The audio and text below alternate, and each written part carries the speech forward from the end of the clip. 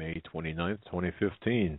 We're coming to you live from the studios of the Hagmann Hagmann Report here, based in Northwest Pennsylvania. I'm Doug Hagmann, at the helm with fellow investigator, researcher, and most importantly, my son, Joe Hagmann.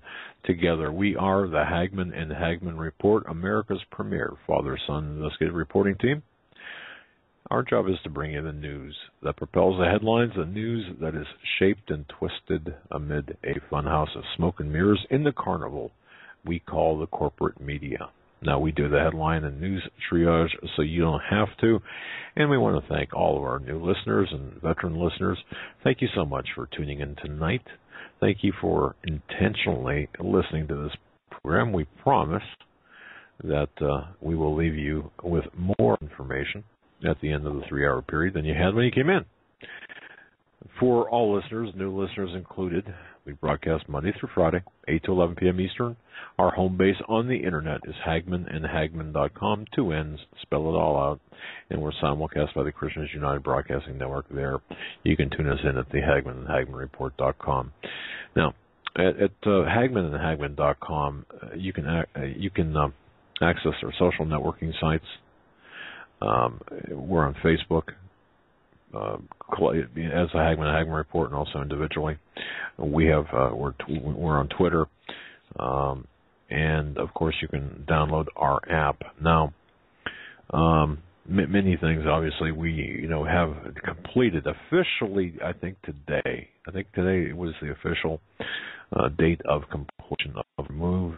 So now, in certain things that we've had done. So we're really going to be hitting the written word and the spoken word pretty hard here in the days to follow. And there's so much important information to impart as well.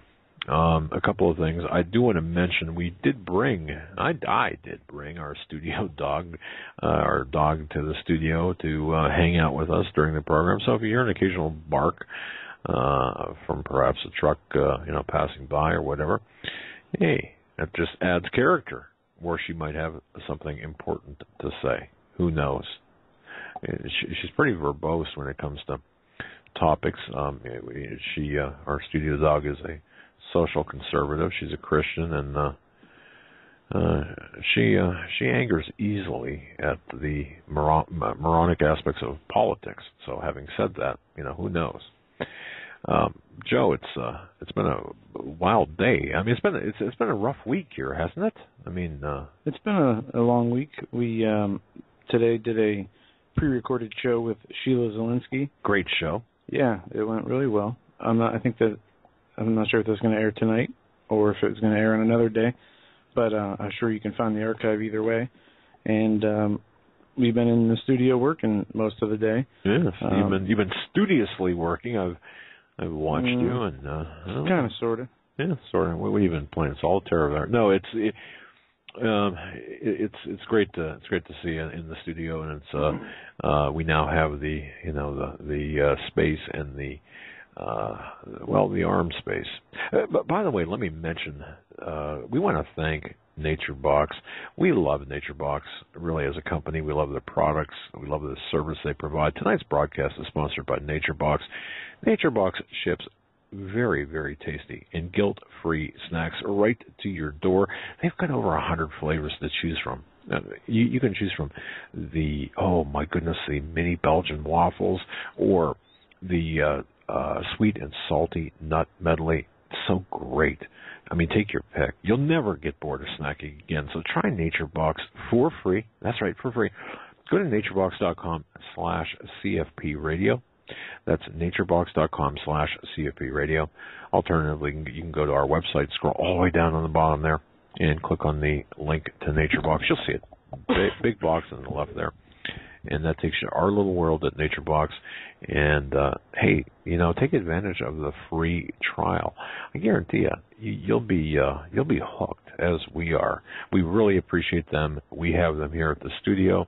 We also get them at our homes. And, hey, I'll tell you, it really, after the show, during the show, before the show, when we're working around the studio, it really it's really great, and we never have to go down to the 7-Eleven type convenience store for snacks. So anyway, we do have a lot of news to bring you. By the way, Joe and I were talking before the program. There is another free speech event taking place in Phoenix. It's starting right now, I believe, 8 o'clock Central or 8 o'clock Eastern Time. You remember what happened in Garland, Texas, with the Drop Muhammad cartoon? Well, we believe, ISIS sympathizers, the Muslims, had promised to launch an attack against this particular event as well. Now, regardless of what you think of the event, it doesn't matter. I mean, if you think that it's provocative and unnecessary, we understand. Or if you think it's, it doesn't matter. The fact is there is free speech here in this country. So we are monitoring with one eye we're monitoring that event, and we will bring you anything that happens. We know Alex Jones has, who is it? Joe Biggs, right? I think so. I don't remember the name, but yeah, there's somebody there. Even the attendees were told to come armed. In Phoenix now. Yeah. So we're going to be, like I said, if anything does happen, we'll let you know. And again, regardless of if you feel it's unnecessary and it's provocative, we get it. We understand that. However, this is America still, and there is freedom of speech still at this point. But, we're going to throw the phone lines open early. What's your take on this, too? Because there's an aspect to this and other things we're going to be talking about where could this be? Could the unintended or even perhaps the intended consequence, could this facilitate or expedite some sort of restriction on speech? Do you know where I'm headed with that? In other words... well, today, I don't know if you saw this, find my notes here, or my news here. The president is going to be hosting a pride event at the White House next month. The Washington Blade reports that Obama will host the commemorating June as Pride Month. The LGBT receptions have been held at the White House since 2009 and are often used by leading right advocates to push the president on a range of issues. Obama recently joined the world of Twitter. They go through here. One of his first tweets made, 5-day-old advocate of same-sex marriage, says he last month called for an end to devastating gay cure therapies which aim to change the sexual orientation or gender identity of LGBT youths. Speaking on the International Day Against Homophobia and Transphobia, President Obama said there is so much more we need to do, but vowed to keep fighting. Obama recently appointed a special envoy for LGBT rights and is heading to Uganda where homosexuality is illegal. So, as you have a free speech event, you have a pride event. Interesting. I don't think any heterosexuals will be, attacking that event, Christian heterosexuals, although, given the opportunity, perhaps the news will report on that. And then, I don't know if you saw this. I know this is something we've been talking about the last few days. Obama says this handful of senators standing in the way of Patriot Act. Blaming a handful of senators for stalled national security legislation, President Obama said Friday he told Senate Majority Leader Mitch McConnell and other senators that he expects them to take action swiftly to extend key Patriot Act provisions. Without action by midnight Sunday, a number of tools that permit law enforcement to pursue and investigate suspected terrorism will expire. Obama pinned responsibility directly on the Senate if something were to go awry. Well, we'll see, and that's why I think this time period right now is extremely dangerous because, or any time after, if this would fall, if this portions of the Patriot Act, it's not the entirety of the Patriot Act that's going to fold. It's the I think three particular sections of the Patriot Act that are going to sunset as of the 31st of May at midnight. So what they go on to say here is, I don't want us to be in a situation for a certain period of time. Those authorities go away and suddenly we are dark, he said, and heaven forbid we've got a problem where we could have prevented a terrorist attack or apprehended someone who is engaged in dangerous activity, but we don't simply because of inaction in the Senate. Among the provisions that would expire is the NSA's ability to search and amass American phone records. The most prominent critic of the legislation is Senator Rand Paul, a Republican from Kentucky, a GOP presidential contender, and that is also a headline of another article. NSA says it will keep phone data, right, even if surveillance program ends. Well, yeah. Regardless of what the laws, what the legislation is, you can bet that what has already been started, the infrastructure that has created, the processes that are working will continue to work regardless of whatever happens. And it's only going to get exponentially worse and more invasive. Now, it kind of a segue to this as well. Alex Jones, Wayne Madsen and Alex Jones, a big story there that they were talking about. I don't know how many people saw this, of course. Former House Speaker Dennis Hastert, blackmail sex scandal. Have you seen this, ladies and gentlemen? It was on the front of Drudge yesterday, I believe. Okay. Well, yesterday we had, obviously, with Steve Coyle and John Price. Yeah, we didn't cover a lot of current news, but this is something. Now, according to, and this, got to give a lot of credit to Wayne Madsen, got to give a lot of credit to Alex Jones. They ran with this, 10 years ago, roughly, or 9 years ago. In case you haven't heard about this, just to give you kind of a thumbnail sketch, former U.S. House Speaker Dennis Hastert. Now, he's from Illinois, a Republican. He was indicted in Chicago on May 28th, it'd be yesterday, for lying to FBI agents about his cash withdrawals from his various bank accounts. Now, Hastert withdrew the money, according to the complaints, beginning in 2010, for the purpose of paying bribes or blackmail. Okay, he was being blackmailed over prior misconduct. What was that misconduct? It was some sort of sexual misconduct. Right, and it was homosexual misconduct, reportedly. Okay, now, the information we have, in addition to what Alex, and you can read about this on InfoWars, I certainly would recommend you do so. You can read about this at the Wayne Madsen report. I suggest you do so. The information we have in addition to this, and we heard some of Alex Jones' show earlier today. We heard Wayne Madsen talking about this, but in addition to this, what the information we have from a source with inside the Beltway is there will be additional, or there are additional current sitting lawmakers who are being blackmailed and will be exposed, or there's a threat there to expose them. Well, this is how I believe the Congress and the Senate, how they're controlled so easily. You get people in there with things that they want to keep hidden, and you have these people who have the secrets that they want hidden. Yep. And if they don't go along with an agenda, well, they'll be exposed, they'll be indicted, whether true or untrue. And this is how they amass the control over these people and get them to, one way, aside from money, to get them to vote the ways they want them to. Well, think about the Supreme Court in Obamacare.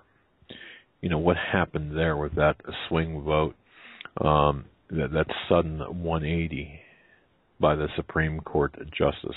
Oh, my goodness, so smart, so intelligent. Well, there was a lot of talk then at that time that something was hanging over his head. Well, look at this situation. Now, Hastert got pinched for structuring or making withdrawals that in order to avoid the $10,000 reporting requirement. This is my understanding based on reading the summary of the indictment. But the indictment states that individual A, this a person had something to do with Hastert coaching years when he was a coach in Yorkville High School outside of Chicago. And this goes back, I mean, this goes back, what, to 1965?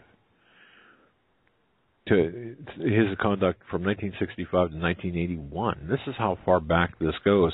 And now this is just coming out right now. This, and as Alex Jones and Wayne Madsen said too, there's something that smells about this, the timing of this, and they ask the question, will there be more? Well, yes, there will be more. There are more. Now, it depends, of course. The exposure is going to depend on whether those people who are being subject to blackmail will, in fact, acquiesce, go along with the blackmail, or do something stupid like this, like the structuring, get caught structuring. Man, that's $3.5 million is a lot of blackmail money. Yeah, of course. But now Hastert was charged with one count of structuring currency transaction. What that means is withdrawing cash in increments just under $10,000 to avoid the mandatory federal currency transaction reporting requirements. And then one count of making a false statement to the FBI. Hastert began paying the blackmail from June 2010 to April 2012, and you've got to ask yourself, he's been out of office, not for how long, since 2007, right? Now he's being blackmailed. There is something extremely wrong about this. They're off about this. This is, in my view, knowing what we know here, in my view, this was to send a message as well to certain sitting House members and senators. I truly believe that. And I think that we're going to see more of this. This, by the way, goes all the way up to the White House, Hastert's situation. But what we're dealing with right now goes all the way up to the White House, including, and you remember hearing Maria Pope talk about Obama and his exploits, before he became a senator and before he got into politics. So there is a lot of blackmail to go around, a lot of perversion, sexual perversion within government. You knew this, folks. You know this. I mean, this comes as no surprise to you. But the fact that this is coming to surface right now, and Hastert is, despite being out of government since 2007, I've got to tell you, this is sending a message to certain individuals who are involved in this kind of perverse activity, and of course, allegedly. I mean, there's everything we're saying here with respect to his conduct is alleged and reportedly. We have to qualify our statements because there's been no charges made, or no conviction. I'm sorry, no conviction. So watch this very closely. We're seeing the end game play out here of the ruining of people through blackmail, and I think some of the triggers are being pulled right now to take some people out, at least to.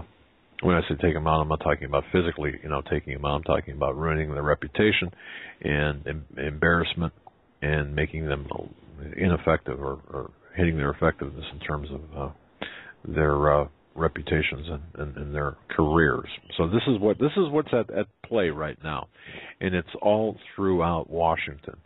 But there's an organized approach to this, and it's intended, I believe this is intended to get some certain lawmakers to comply with certain things. And the other thing too, the other word I have, and Joe, I think you would agree with this as well. This is unconfirmed, but this is offered to me earlier today. This is international in scope. In other words, some of this is coming not just from within, but from outside of the country. Just think about that for a moment. All right.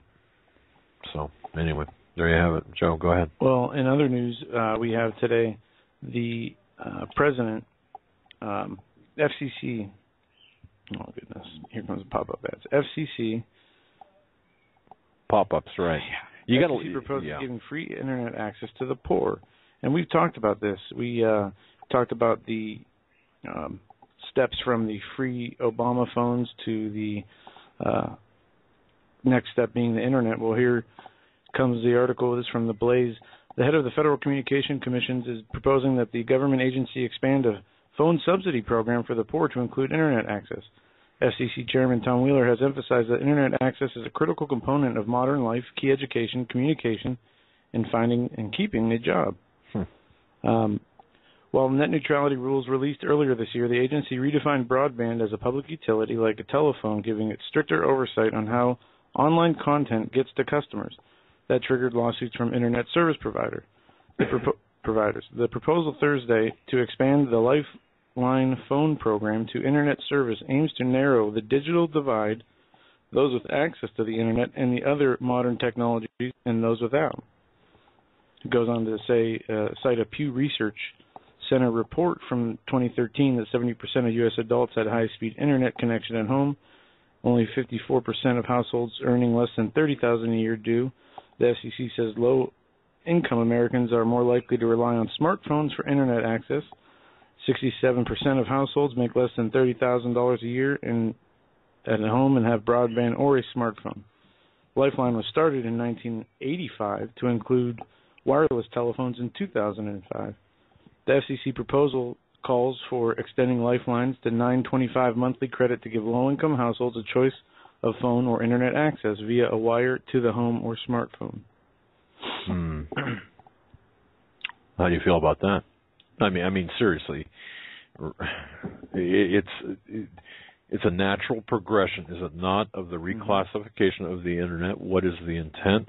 I mean, we're here it goes, and we're seeing the entire process. In this case, with the internet, the entire process just being pushed down our throats. The process of the making it into a public utility, and it's not for the public good. None of this is for the public good ultimately, even though they say it's not. And what's it going to do? What kind of effect is it going to have? It's going to have the opposite effect when you look deeper at this. The title of tonight's program is the global governance, and a couple of things we want to talk about too. We were talking about this earlier in the week, the Trans-Pacific Partnership. Well, also what we didn't mention, and I'll give credit to William F. Jasper, and again, he was on the Alex Jones show today as well, from the New American. One thing that we didn't touch on that we should have touched on is the Transatlantic Trade and Invest Partnership, which is part of the TPP. It's intertwined with the TPP. Okay, it's called the TTIP.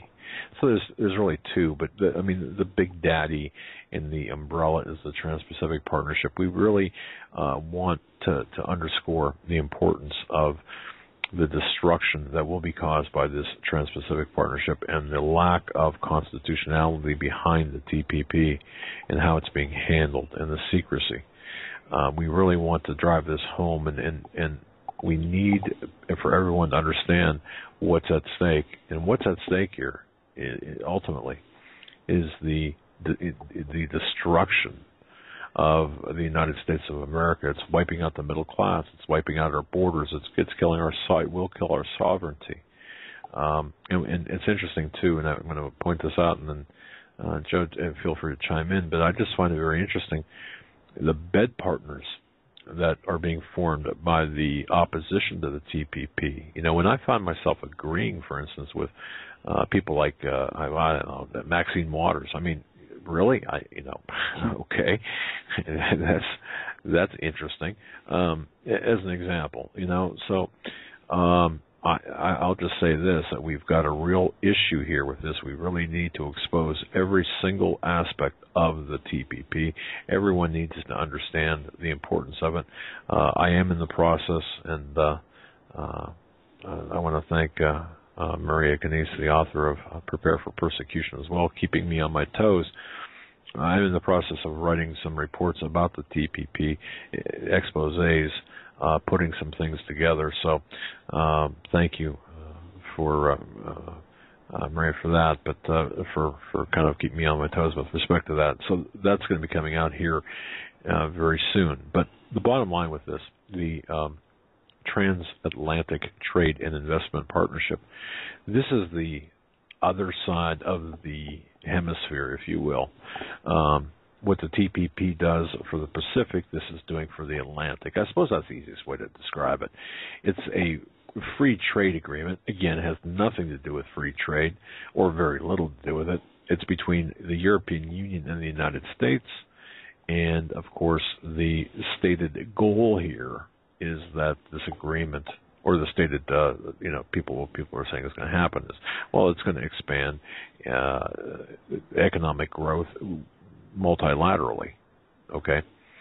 Wrong again. The American government, the American government says one thing, but the truth is something totally different. The other governments involved aren't saying anything, or if they are, it's going along with the U.S. government. But here it is, the TTIP. It's the companion agreement, and we were remiss in not mentioning this, but it's kind of it should be a given. However, the TTIP is a companion agreement to the TTP, or the TPP. That is. I'm sorry. All these acronyms. My goodness, all these abbreviations, I should say. But the contents of this, there were some documents that were released by the European Commission back a year and a half, July 2014, July of last year, about broader rules and principles and modes of cooperation between the countries, between the areas.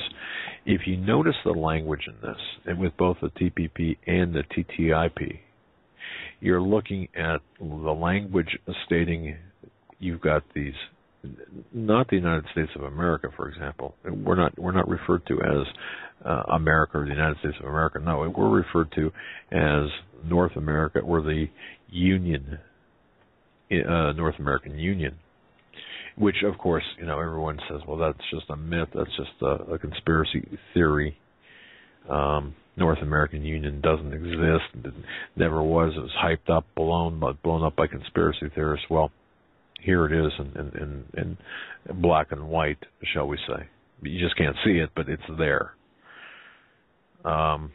We have to really expose this for what it is, and that's an assault on our sovereignty. And William Jasper from the New American has written extensively about this, and I would recommend, if anyone wants the real gritty nitty-gritty, to read William Jasper's reports on the TPP as well as the TTIP.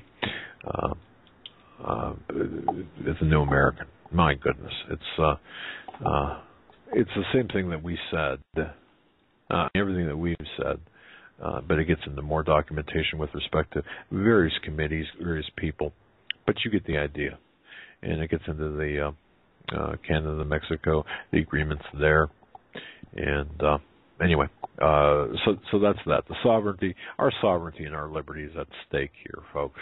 We cannot let this go. We cannot let this go through.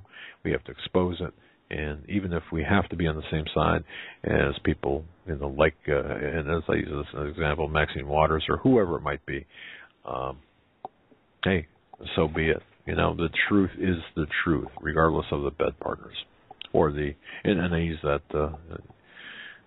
You know what I mean, regardless of the allies here. So,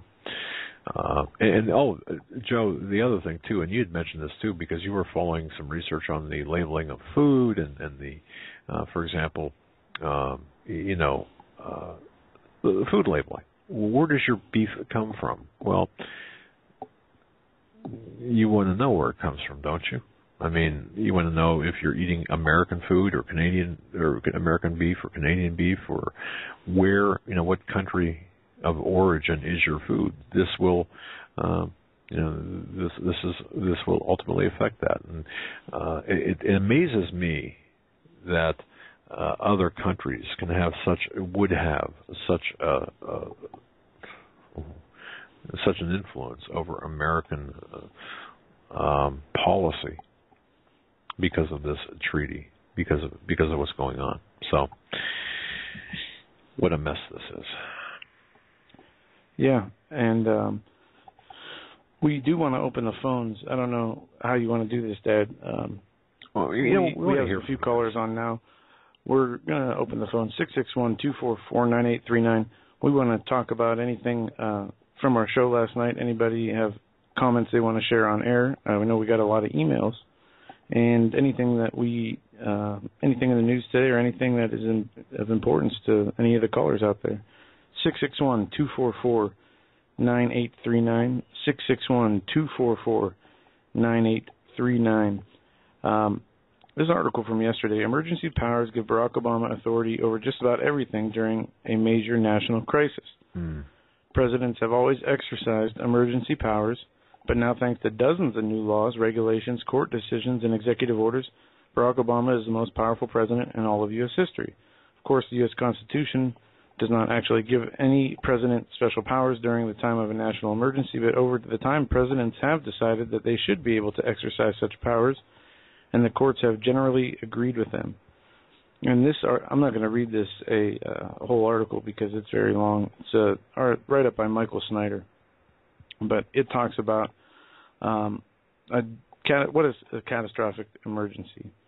And it means any incident, regardless of location, that results in extraordinary levels of mass casualties, damage, or disruption severely affecting the U.S. population, infrastructure, environment, economy, or government functions. And he says, that sounds quite broad to me. It could apply to all sorts of scenarios. And that's correct. But it goes on to list different documents and different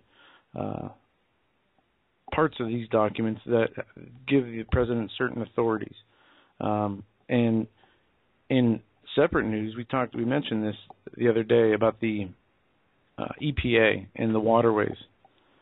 And I got to find it. Here it is. Obama administration's new EPA rules expand control over all waterways. In a White House statement released on the 26th of May, the president stated, I called on the Environmental Protection Agency and the U.S. Army Corps of Engineers to clear up the confusion and uphold our basic duty to protect these vital water resources. Obama went on to explain that the two federal bodies will provide business and industry with clarity and certainty and need to determine which waters are protected by the Clean Water Act to ensure pollutants can be held accountable. During a press gaggle the next day aboard Air Force One, the press Darlene Superville asked Deputy Press Secretary Eric Schultz about the EPA new water rules, and noting that the House has already passed a bill to block those rules from taking effect and that the Senate is considering to do the same, asked would the president veto if it cleared Congress. Schultz replied, Darley, I'm not going to speculate on legislation that isn't entirely clear that will pass. What I can say is that we believe the rule today is a win-win for both the economy and public health. The rule that will protect streams and wetlands and form the foundation of our nation's water resources. They feed the rivers, lakes, bays, and coastal waters that our health and economy depend on. It also goes on to say that in this Clean Water Act that it will protect or take control over all navigatable waterways, tributaries, riverbanks, puddles, streams, large ponds, or large puddles. Yeah. I mean, you had. I can't remember which show. That was earlier today. Earlier, okay. And folks, if our voices sound rather strained, they are. We've been doing a lot of radio the last couple of days, and it's just, I think it's finally caught up to us. And so if we sound a little bit off, we probably are. Yes, so, I feel good, but my voice is like hoarse. Yeah, man. And so, hey, folks, you can do the heavy lifting for us by joining the program at 661-244-9839. Love to hear from first-time callers. If you haven't called in before, boy, I would urge you to do so. This is your chance now. A little programming note as well. Dave Hodges will be on our show on Monday. We're going to be talking a lot about Jade Helm, about what he found out about Jade Helm, what he's finding out about the things going on behind behind the scenes continually, and what we need to be paying attention to there. And I'll be on Dave Hodges' show, The Common Sense Show, on Sunday night as it airs at a new time. That's 8 o'clock Eastern on Sunday, 5 o'clock Pacific on Sunday, new time for The Common Sense Show. So, yeah, help us out. Do some heavy lifting or do some of the lifting. 661-244-9839. Let's go to the phone. Yeah, let's do that now. We do have a number of callers on hold. We're going to go to area code 218 first. 218, we're coming to you now. You're live on the Hagmann and Hagmann Report. I'm here. Hey. Hey, guys. It's Laurel from Minnesota. Laurel from Minnesota. I had a couple things. They may be not quite off topic. I've been trying to call in. I wanted to give you guys an update about the avian flu up here in Minnesota. Please. Yes. Okay, there's at least 10 million birds that have been destroyed. Now, they have tested thousands of wildfowl. That's what they're claiming it's being spread by. None of the wild birds have tested positive. I saw a Facebook post from a lady that's in one of my kind of chicken groups, and she said that they had come home from church, and there was a notice on their door that some inspectors had come by and wanted to look at their chickens. Now, they're small chicken raisers like me, got a backyard flock. And she kind of said, has anybody else had this? What would I do? Well, of course, I told her, if they showed up at my door, they'd be seeing me with my pump shotgun and tell them to get off the property they're trespassing and don't dare them go near my birds because they're probably contaminating them, if it's even real. Most of the people I've talked to up here, we don't feel it's real. And they're doing it purposely, you know why, to destroy another food source. I went to the local grocery store this last week. I looked at a normal size, something you might get for 4, 5, 6 people, turkey. It was $35. For turkey? For a turkey. They say you're not going to be able to afford them because Minnesota is the largest turkey producer in the country. Now, my friend, who will go nameless, that works for the forestry department up here, she also she's the one that does all the organic livestock and farming. She told me from a reliable source, guess what they're doing with the dead birds? Hopefully burning the carcasses. Well, no, wrong, close. They are cutting them up, cooking them, and feeding them to live birds. That makes no sense. Okay. Does that make a lot of sense to you guys? No. It doesn't to me, if they are sick. I'm not quite, I think they've had some, but I'm just not sure how it's getting spread. But I'm going to tell anybody that would show up at my place, which if they can find it, good luck. No, you're not going close to them because I believe you're going to contaminate them. They're healthy, they're fine. To tell us again how many birds up there were destroyed? At least about 10 million so far. And that's just Minnesota. Now, it's supposedly spread to Iowa, I believe, and I don't want to misstate, but maybe Nebraska, but Iowa's being hit now, too. And guess what else they have done? Now there are no more, the 4-H can't show poultry at, like, the livestock shows or anything. And also they've cut off any swap meets, and that's where I've got a lot of my baby chickens and some of my chickens from. We can't have swap meets anymore. So they're limiting the way we can share birds. Okay. And well, that would make sense. Yeah. Well, at the same time, most of these, most of them are people like me, and you don't bring in unhealthy birds, but but at the same time, it's cutting off a way to get birds. And so I also do mail orders. So I called the one supplier that I use, and they're out of, I think, Connecticut or Ohio. I can't remember. But I asked, have you guys been hit with any type of, limitations? Can you ship birds? And they said not of yet, but they're watching for that. So I just wanted to share that with you guys that, this is, I think, just something else to, take away another protein meat source from us. It's interesting because you're making a case for for long-term storable food, like, for example, freeze-dried turkey and poultry, whatever, chicken, turkey. I mean, think about that, and think about how that's going to affect the long-term storable food supply. Or like if you have the means, start raising some meat and egg birds, laying birds, and have them. I'm hoping to do about 30 birds myself, meat birds, and my friend, we're going to have them processed and freeze them. So if you can do that, that's the other option. Assuming we still have power, but that's a whole other issue. But I just wanted to give you guys a heads up. That's what. Oh, and with the flooding, I also want to talk about some of the flooding stuff. God bless my home state of Texas and my friends down in Houston and that area. I've been through some floods like that, and it is unreal. But I just also wanted to share up here in Minnesota. I think we had 2 inches of rain in one day, and the Mississippi River is already going over its crest. My. And we've got under a flash flood warning for my county right now. Okay. So it's, wow. It's happening everywhere. It's just. But the main reason I called in today really was to ask you guys. I read some of Steve Quayle's alerts today.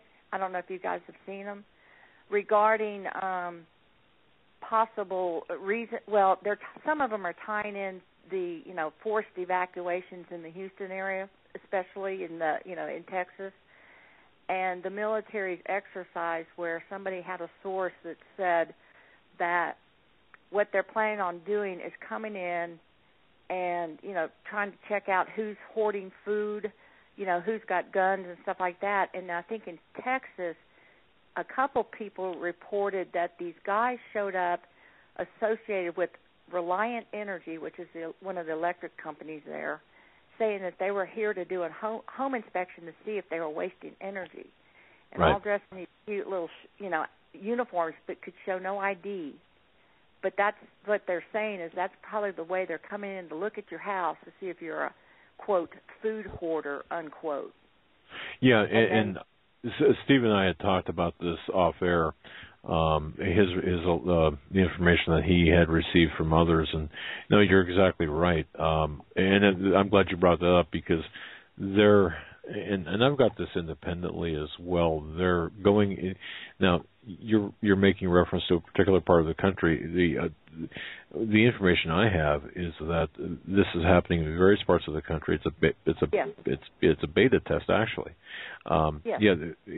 With anything over 7 days supply of food, for example, you are considered hoarding food, and they are doing this as a kind of a test run, if you will. So you're correct in this. We have heard about it and talked to Steve about it, and the information has been authenticated. And you're correct under the pretext of, for example, an energy assessment. And do you see how this fits in with Jade Helm and infiltrating, and looking like part of the population? Well, yes. I mean, it's all connected. Yes. Yep. And then felons will not be, we're all supposed to go on food rations, and gasoline would be rationed depending on need, and then felons aren't going to get any food at all. Well, that's yeah. I mean, that's from one of the quotes, or one of the sources. Let's put it that way. But it's then it ties into maybe a question for Stan Dale. I listened to his show, and I still feel that this weather. And again, I've lived through 9 inches of rain in a day in Houston, and I've seen the interstates flood before because, I don't know, most people don't know, but parts of the interstates there are actually built below the ground level. Yeah. So that's why they flood, because, that's where the water's going to go. And but at the same time, I talked to a friend last night, and he said it's probably rained 12 or 14 days out of the last 10 to 12 days out of the last 2 weeks. Wow. Just constant. They just keep getting hit and hit and hit. And it's not just Houston. It's Dallas, Austin, the entire, I'd say southeast part of, from the Balcones fault zone is getting hit really hard. Yeah, and a lot of people. Guess what? I mean, and then it gets into that thought of now they're having mandatory evacuations, so that it makes it easier for the military to go in and check your house as a food hoarder, as nobody's there to say stay away. I mean, it's just all kind of, I don't know, maybe I'm snowballing this whole thing, but it just seems like I don't think so. I mean, look at Katrina and look at the lessons learned by the government from Katrina. And when I say lessons learned, I'm referencing the tweaking the operational tactics. Yeah. So we have to consider all possibilities, and anyone who would assail that, or say that that's overstating your case, I would have to say, now wait a minute, history tells us differently. So I think you're right on the money with this. And, wow. And I think what we're doing is alerting enough people, because, again, one last thing, and it's kind of a sidebar. I was reading the post about Disney's new film, Tomorrowland, and one of the comments was they were somewhat, not shocked, but I couldn't think of the right word, but more people were walking out going, God, was there a lot of Illuminati, stuff in there. So a lot of people in the audience weren't buying the whole thing for the wonderful story about how we're going to save this planet, So. Wow. Well, now I'm going to have to look that film up. I'm not up on the current. It's supposedly they got, and the thing that one of them brought up is there's 58 days until the end of the world, and that kind of ties right exactly into, by somebody's calculation, July 15th. From the time the movie came out or something like that. I don't know, I mean, again, maybe we're all grasping at straws or trying to knit something together that shouldn't be knitted, but I don't know. But I think if, along with we get the information out, everybody can decide for themselves. There you go. And what do you want to believe? Yeah. People like yourself and our listeners are intelligent enough. They get the information. They know, you can process it. And I'll tell you, we've gotten some fantastic emails of listener assessments. And looking at the emails, I'm thinking, my goodness, what great, intelligent people that we have listening to this program who are saying, well, it looks like this, or have you considered this or that? And so indeed, so all of the information you provided is very valuable. Because none of us have the right answer. There's the truth out there. That's right. And we're just all, like I said, I think I've said before, it's like a jigsaw puzzle. We all have some of the pieces. We have to come together and put it all together. Indeed. Absolutely. And one other thing that came to mind, I've been trying to get on a long time. Some caller the other night asked you to get that Wolfgang, and I cannot remember the last name of that gentleman that did all the Sandy Hook. Yes, I wrote that down. If you talk to John B. Wells, he's had him on several times. Okay. And in fact, one of his shows was we listened to the hearing. So John B.'s been, having him on quite a bit, so you might talk to him about it, or go if you're a member of Caravan to Midnight or whatever. He was just on, I don't know, maybe a couple of months ago or something like that.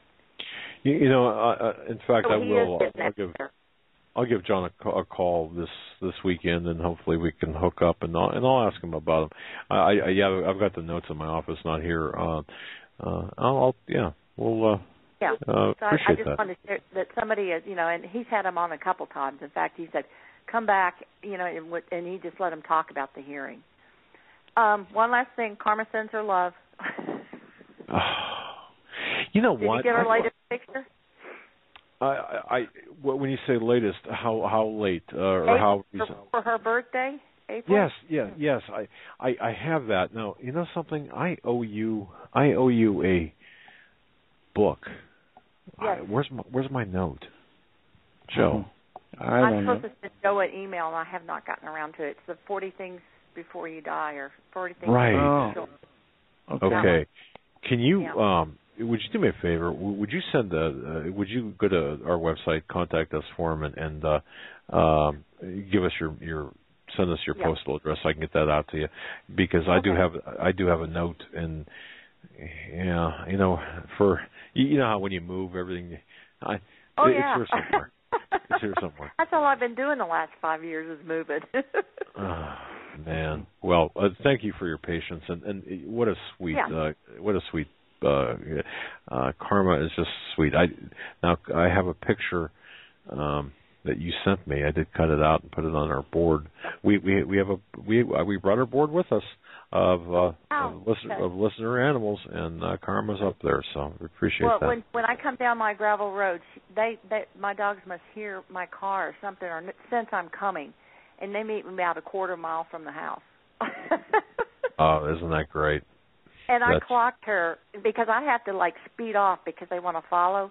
I clocked her at over 20 miles an hour steady. I got to tell you, I took Lady, our studio dog. She's an Australian cattle dog or part cattle dog, part Australian Shepherd. I have never seen a dog run so fast in all my life. I mean, she is like a cheetah or a puma or something. Exactly. Karma doesn't quite look. She looks like a big teddy bear or something. But she's smart enough. She sees me backing up and pulling out. Well, she heads out to the pasture. She meets me. She's already on her head start. That's wonderful. But anyway, thank you guys for letting me on, and God bless you. And let's stay safe. And like I said, I just wanted to share that information. So you guys take care. Enjoy your weekend. It's going to be a working one, but thank you so much. Well, I know. Me too. I'm putting in my straw bale garden. So anyway, take care. God bless. All right. For the call. God bless you. Bye-bye. And Joe, let me reach. Okay, I'm going to do this reach here, see if I can not unplug things as I reach over here to grab my... Yeah, that wouldn't be good. Okay, there we go. Let's grab another caller before the top of the hour. Let's go to area code 303. 303, we're coming to you now. You're live on the Hagmann Hagmann Report. Hey, guys. This is Stacy from Colorado. My husband and I are long-time listeners, but first-time caller. Well, good to hear from you. I just had a couple of... Oh, thank you. I have a couple of questions and a comment. Charlie Challenge. I seen this on L.A. Marzulli's page yesterday, and he said he would not open the video. So that I thought, okay, if he won't open it, it's probably really bad. Wait a minute. No, say that again. I'm not sure I heard that. It's a video that's gone around, that's gone viral with the kids, and it's almost like a homemade Ouija. Yes, a Charlie something. Yeah, and Charlie Challenge. Yep. And these kids are summoning demons, and it's gone viral. And I've seen it on L.A. Marzulli's page, and he said he would not open the video and watch it because it's dealing with the actual occult. Yeah. And he's warning about it, and these kids are doing this, and it's just gone viral. I'm like, what are they thinking? And then the other thing is, have you guys ever had Mike from Around the World, or did you hear his interview with Paul Begley? He hasn't called in a while, and we didn't. No, I haven't heard it. What did he have to say? Well, it was about CERN, and so I kind of start, and the antimatter, the dark matter. So it caught my attention, and it was about an hour long. What caught me in there was that he said even Stephen Hawking is already starting to believe that there's some type of creator because it's too precise what has come out of that can come out of an explosion. But they're opening. He said they're going to open or run the CERN thing in September, as well as everything else that's going on. From what I hear, they've been running it. Yeah, Joe, you were the one that did the research on this. Episode from Pastor Begley today?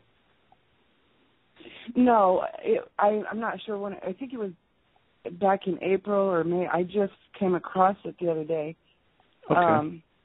It's newer, but it was really interesting, and I mean, it was really eye-opening as to what it is and how it's demonic. And, you know, they use it to create chaos in, like, where he said where they had it before in a college, it was causing, like, a lot of anger and problems in the school, so they moved it.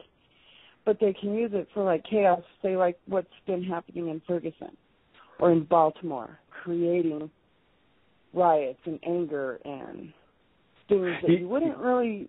Interesting you say that, because I was talking with somebody I'm developing. Well, we're both kind of developing a trust between us and this individual is with the Department of Homeland Security, another potential source, who is saying that in Ferguson there was a time, a very limited period of time, where they were using acoustic weapons or acoustic devices that not the local law enforcement, but the federal law enforcement that was there, that no one saw or no one knew was there, were using acoustic weapons to incite violence, agitate the crowd. And they have those non-lethal weapons. Subsonically, or, you know, without, non-lethal, but sound waves, but inaudible to the human ear. Okay. Yes. And now I had just seen something on that with another pastor that I came across. I've been listening to you guys, and Steve Quellen talk about eye-opening. I hate to say this, but a couple of years ago I probably wouldn't have listened and didn't know. And I came across your show one night and started listening, and so I started talking to my husband, and we're like, oh, wow. Eyes are opened. Hey, Stacey, a couple of years ago, I wouldn't have listened to myself either, you know. I got to tell you, my goodness, with all of the information out there, I mean, sometimes it's difficult for me to even grasp the magnitude of what we're dealing with. I mean, don't you feel that way? I mean, yeah, because there's too much for it just to be a coincidence, and you think, oh, the government wouldn't do that to it. Oh, yes, they would. And you're starting to see it, and it's on this pastor, and I'll email you the link. He was talking about ex-government, somebody that had sent him some information where they've created something along the lines of being able to target race-specific bioweapon or some kind of weapon that you can't see. I don't remember what he said, but kind of like what you're talking about, where it can actually target you to be angry, cause chaos, and I just find it odd that they're using it in these areas. Yeah, it's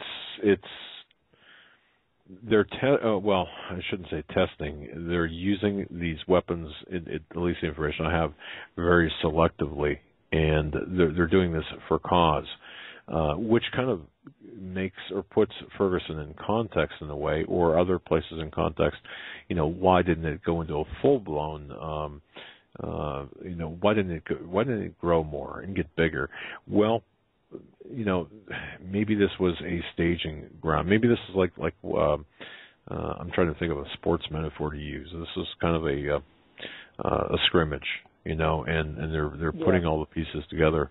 So you know, you're it's very interesting. Okay, and the information is lining up. Well, and then what he said with the Mike from around the world, you know, and how he said that they have gone and done that, and they've already kind of tested some of this stuff, and then you have Stephen Hawking begging them to stop using this, which is kind of odd for, you know, him being such a scientist. And well, you have Bill Gates. No such thing as God. You have Bill Gates, Stephen Hawking, some of the most powerful, influential people saying that artificial intelligence could be the death of humanity, and it's one of the most dangerous things facing humanity. But in terms of, in terms of CERN opening up these portals, and it took me a while to really understand, number one, and then believe, number two, in the possibility of interdimensional portals. I mean, it's not something you would routinely think about or certainly talk about.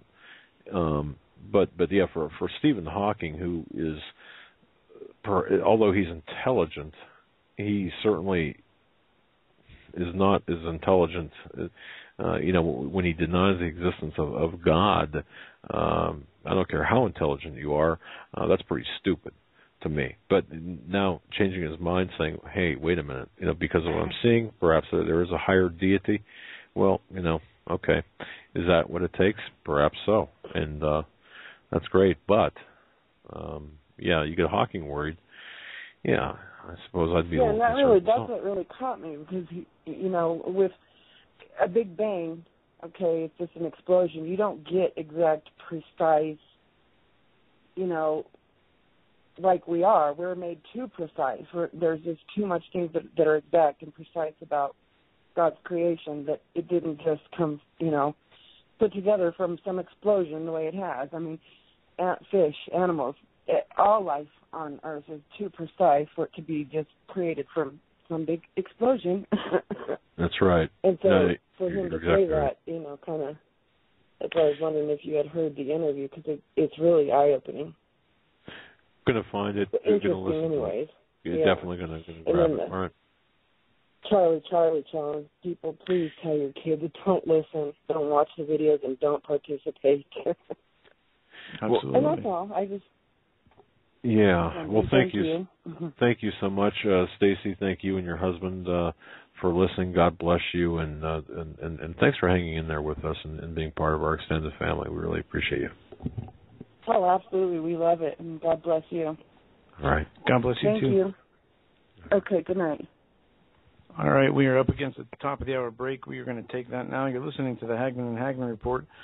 Excuse me, on this Friday, May 29th, 2015. We'll be right back after the... You can call us at 661-244-9839. That's 661-244-9839. And if you get that far, press 1, and it'll let us know that you want to talk to us as we get an indicator from people who are on hold that want to talk to us versus those who call in to listen. Yeah, and we do have people that do call in just to listen to the program, but definitely press 1 even though you're not prompted to do so. I want to mention, the next time we come back on regular programming is going to be June 1st, so I find that interesting in terms of where it may go. It's incredibly... Time is just, it seems like it's accelerating, and Stan talked about that as well. Before we move on, I do want to mention that we're going to be doing some website work this weekend, and we're going to try attempting to rectify and make it a lot easier to listen right up to archive programs right off of our web page on past shows, past shows is stuck on, I think, May 5th. Having said that, the next time you visit that page, perhaps it'll have kind of like Rick Wiles has a specific player built into the pages. We hope to have that accomplished and up and running here. It's just taking a little bit longer than we anticipated. So there you have it. Just want to mention that. Go ahead, Joe. Quick headline before we go back to the calls, as we talked about at the top of the hour, about this Phoenix event, this free speech event in Phoenix. Latest updates from Raleigh. If you look at the front of Drudge, there is a headline that's echoed in an article written, and the headline is Islamists promise blood at Phoenix Dra Muhammad contest. And the article goes on to say a former U.S. Marine has organized the Prophet Muhammad cartoon contest in Phoenix, similar to the one held earlier in Garland, Texas, where two ISIS sympathizers opened fire before being shot and killed. The event is being held Friday evening outside of Phoenix Worship Center. A former Marine and anti-Islam supporter has organized this freedom of speech rally and a Prophet Muhammad cartoon contest outside the Islamic Community Center in Phoenix. The rally is described to be peaceful, but the Facebook event does encourage supporters to bring guns in anticipation of any backlash. Several law enforcement agencies have met to discuss safety proceedings, along with the Council on American Islamic Relations Phoenix chapter. A similar cartoon event was held in Texas earlier in this month when two men, both from Phoenix, believed to be ISIS sympathizers, opened fire outside an event before being shot and killed by police. This rally is planned in response to the Texas incident, according to the Facebook event story. And from a listener who lives in near Phoenix, she says crowds of Muslims are already gathering right now, and armed bikers are protecting the participants. Yes. Now the police had set up the security cameras. I think earlier today as well. We're monitoring the Twitter feed from on site there. Oh my goodness,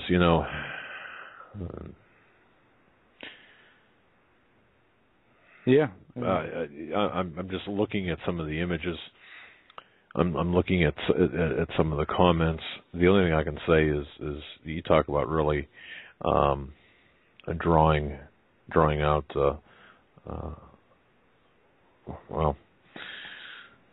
I am in total favor of free speech. I'm in total favor of having let them do this. I have no problem with this. But I can see this being used after the fact as perhaps a method or a reason, as if they need a reason, as a reason to curtail free speech. So that's like, having a gay pride parade, as the president is, we read earlier that he's going to be hosting this year. And that's like somebody on the right side going and creating an act of violence. Does that, mitigate the freedom of speech that they were trying to gather for at that rally? I mean, it's a double standard, obviously. Right. But I don't see that happening. I don't see anybody who would commit an act of violence against. Well, we'll see. I mean, this is not Christian. It would not be somebody in their right mind. But I think an argument can be made, an intellectual argument can be made that Islam is predisposed. Muslims, in this case, are predisposed to violence based on what is contained in the Quran and the Hadith. And if you look at this from that perspective, it's insult the Prophet Muhammad, die. That's their stance. But again, I'm looking at this not from an anti-Muslim or a pro-free speech perspective. Although, as I said, I fall squarely into free speech. I'm looking at this as being used for a much larger objective. Well, I heard when the last event and shootings happened that somebody made the comment that, well, what if this was used to draw out some type of extremist element that they wanted, which was a good point. Well, that's one way. I guess it's a good way of looking at it after the fact, Monday morning quarterbacking it, but I don't think that was the intention of obviously the. No, I don't. Knowing the principles involved, no, I don't know. Could people be doing this to see? I mean, obviously there has been one of these similar events so far, and violence has broken out, and they vowed to commit violence if there was another one, and even go after the person who set up the first one. Right. Now there's another one being thrown. Does anybody expect anything different? I mean, really? Well, and that not speaks that it's to wrong. I mean, not that right. What they're doing is wrong, the freedom of speech thing, but can anybody expect anything different to happen? Well, that's a good point. Which brings me to again my point. I don't think people are thinking big enough when they're looking at these events. How are they funded? Who's doing this? The motivation behind it. Free speech, of course, but could this be used against us? Don't forget what was reported years ago. We will use your democratic laws to invade you and religious laws to overtake you, basically. And could this be just that happening in real time. Think bigger than what we see. That's my. I would urge everyone to think on a bigger scale, because we're being gamed at multiple levels. Yep, absolutely. Let's go back to the phones. Area code 440. You're up next. We're coming to you now. You're live on the Hagmann Hagmann. Hi, guys. How you doing? Good. What's up? Well, yeah, I listened to the show last night, and it's pretty scary, what they talked about. And, thought about, leaving the country and this and that. It would be impossible for me. I have too much family around. I can't leave them. I don't fear for myself. I fear for them. I mean, how do you guys feel about that? It's just, it seems like it's hopeless to try to run and go somewhere else. Well, I'll tell you, for me, I have not had any urge or been called to leave or had even really a thought. I mean, people talk to me about it, but this is my home. My family is here, and if I wanted to leave, I don't have the means anyway. I mean, if I wanted to, I'm sure I could, do something where I could get out of here. But personally, I have not had a call to leave.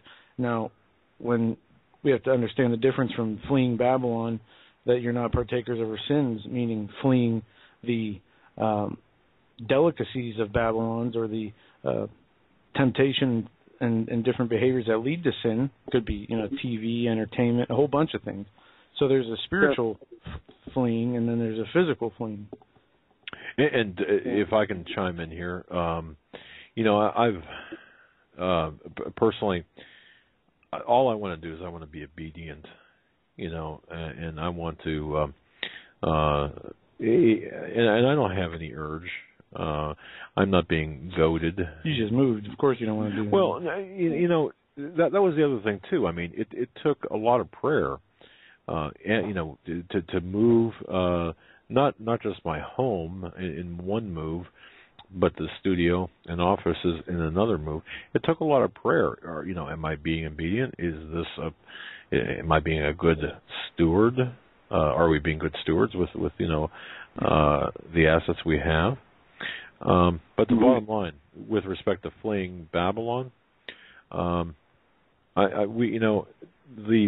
the spiritual, what I heard in my spirit is, you've got a job to do, meaning me. I've got a job to do, and it's right here, and you do your job, and you just do your job until I tell you to stop. That was my message. So everyone's message is going to be different, I think. Right. Do you ever sit around and like pinch yourself and you go, is this really going on? Is this really this Jade Helm stuff? Is this really happening? And I have a retail store, and I have customers coming in that I know are conservative Christians. And everyone that's come in, we talk about what's going on, and I say, well, do you know it's Jade Helm? None of them know what Jade Helm is. And I try to, I explain it to them, and I says, you need to look it up. You don't just take me for a word for it, because it's out there. It's going to happen. Maybe it won't. Maybe it'll stop because a lot of people know about it, but it's real, and it's pretty frightening that we have American forces willing to do these kind of maneuvers and whatever, these operations or whatever we're going to do at these late hours in the night. And for some reason, for the past couple of years, I can't sleep. I stay up to maybe 2, 3 o'clock in the morning, and I wonder if that's happening because I'm supposed to be awake. I'm supposed to watch this stuff happen, and if it happens, maybe I'm supposed to do something about it. But I don't know. There's just some thoughts, and then the lady that talked about that Wolfgang guy, he's going to have. I heard on InfoWars, he's on June 3rd.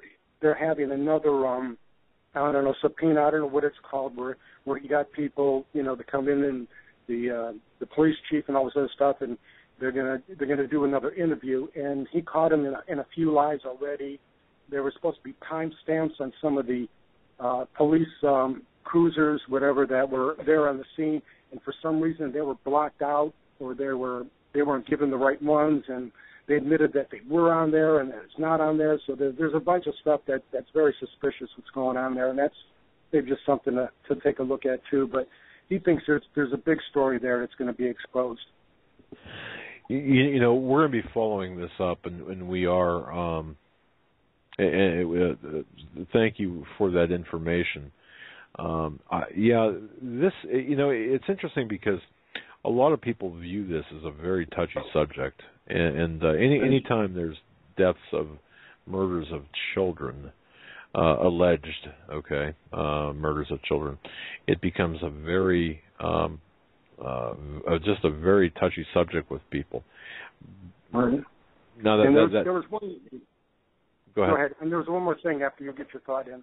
Well, no, I just want to say we don't run from touchy subjects at all. With all due respect, we've worked, homicide cases and cases where children have been either murdered or have died because of accidents or whatever.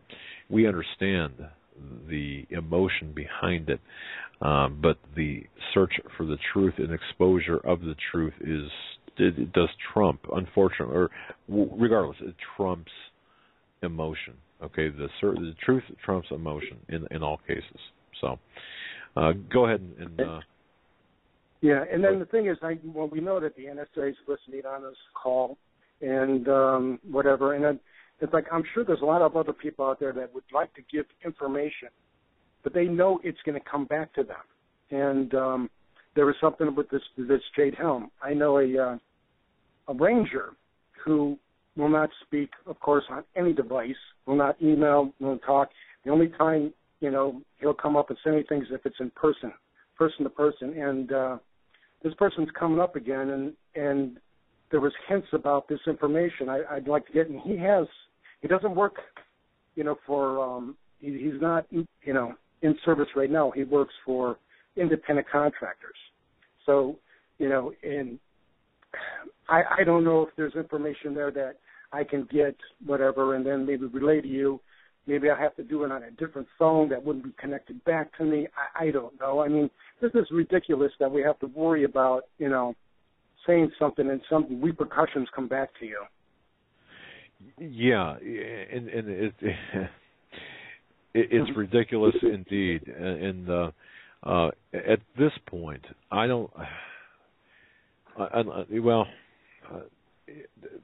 privacy is important, obviously, and it's your right to privacy is sacrosanct. However, I believe personally our privacy has already been compromised to such an extent it doesn't matter at this point unless you've got some Hastings level, Breitbart level intelligence that by exposure would make a huge difference. I think just doing it normally would be fine. Right.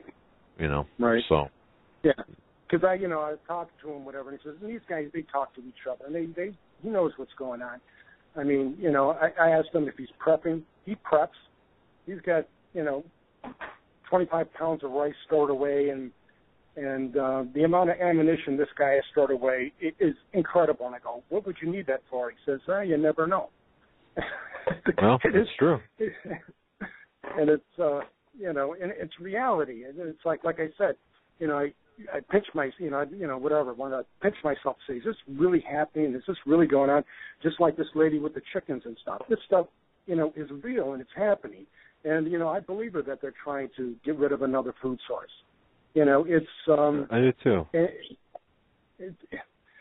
I don't know. You make a good point because I have to remind myself too. It's easy as you're walking out.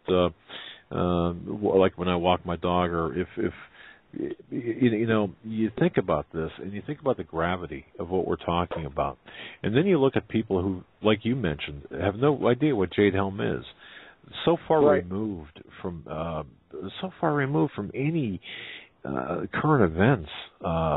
It's the disconnect is so huge here. Yeah. I've never seen a time like this. But I think, when the flashpoint happens, you're going to see a lot of good people come out. I mean, because there's a lot of people in this country that they're not on board, but they're close. and then they instinctively know something's happening, but they maybe they just don't want to know the rest of the story. And there's people like me. I want to know the rest of the story, and I search and I hear, and I'm glad I got a hold of you guys. I don't know. It's been about 2-3 months. It's like don't take this the wrong way, but it's like you guys are like Christian crack. I just can't get enough. I mean, because I need to know. Well,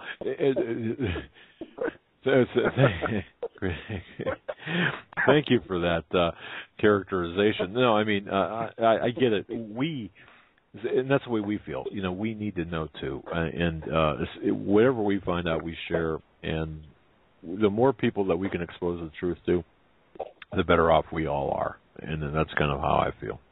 So. Mm-hmm. All right. Well, all right, God bless you guys. And God bless you. Thank you. Thanks for the call. All right. Excellent call. Moving right along here, we're going to go to 770. 770, thanks for holding. You're live on the Hagmann Hagmann Report. Well, it's an honor and a privilege to talk to you gentlemen tonight. I'm a first-time caller. Well, thanks. And it's a privilege to be talked to. So what's on your mind? Well, I'm relatively also new. I guess it's been about a couple of years. How long that we've found out about you? I found out, started listening to you through YouTube, through looking at some stuff with Chuck Missler, and then I ran across you guys, and then started listening to you on the radio, and then that drug me into things like Steve Quayle and Stan Deyo and all those the neat guys that you have on your show and stuff, and it's been real refreshing for me. I've been in the church my whole life, and it has been a continual degradation of what Scripture says in terms of the separation between the real church and the institutional church, and I think that's where a lot of the disconnect comes in with so many Christians that are now beginning to wake up, because often it seems like that the Christians in the United States, the evangelical church, says God belongs to us instead of us saying, no, we belong to God. And so because of that, there's dissatisfaction, people having a hard time finding a church that want a quote-unquote real church. And then you ask for definitions, they have a hard time defining it, instead of looking at something like Acts 2, where there's the marks of the church that are there. And it's just going to be very interesting to see how that continues to solidify in the United States. I listened to the program last night, and one of the things that's was really cool to me, again, was the Scripture base of recognizing the United States as Babylon. And I was taught that as a child, which is really kind of interesting. And the same stuff with Genesis 6 and all of those things. I don't think that's very usual with a lot of Christians. So anyway, I need to ask something real quick, so I won't take up a lot of your time. What do you think? And I don't think I've heard any of your folks or things that I've been looking at about the reason for the logistics of where Jade Helm is coalescing. Why do you think that part of the country is where they're all going? No, that's a great question. Why there? Okay, we've asked ourselves that. We've talked to Dave Hodges, we've talked to others, including some people associated with Alex Jones, InfoWars. We've talked to some, of course, Steve Quayle and Greg Evenson, others. I could name a lot of people. Everyone has a slightly different idea as to why geographically there. Okay, why not, for example, up in the Northeast, New England states? Why there? I'm not sure I can answer that for you. To be honest with any degree of authenticity or any degree of expertise. I'm not sure I can answer that for you. Yeah, the only thing, Steve Quayle talks about connecting the dots and stuff, and it's just interesting to me that you've got this information about this comet or this asteroid or something that's supposed to hit off of Costa Rica sometime in September, and is supposed to sink Florida and the East Coast, and it would make sense if there's any validity to that. and they've been watching for it supposedly since the 80s or earlier than that, that they would set up base there and then stretched out from there after all of the mayhem hit. So I just was wondering what you thought about that. I thought it was pretty interesting. I'm not sure. Out of all the reasons, the potential reasons for that particular part of the country, I would rank that as perhaps one of the lower, way down low. I'm not going to I certainly wouldn't dismiss anything. However, to me, and Joe, I don't know how you feel about it, but I would rank that down there kind of low in terms of reasons for that area. I believe, on the other hand, well, if I was to take a guess, and I'll just toss this out, geographically speaking, the proximity to the border has more to do with the border with Mexico, has more to do with what's going on than anything else. That's just my view, okay? And I know that kind of sounds like a wimpy answer, but that's being as broad as possible with trying to maintain some accuracy.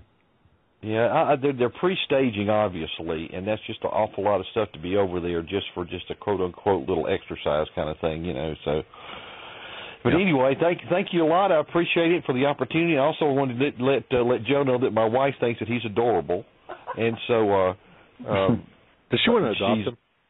We have enough. We have enough. I've got a grandchild between us right now listening, so. So good Lord bless you guys, and I'm thankful of all of that. And one of these days, if the Lord takes us out or not, that we'll be together anyway.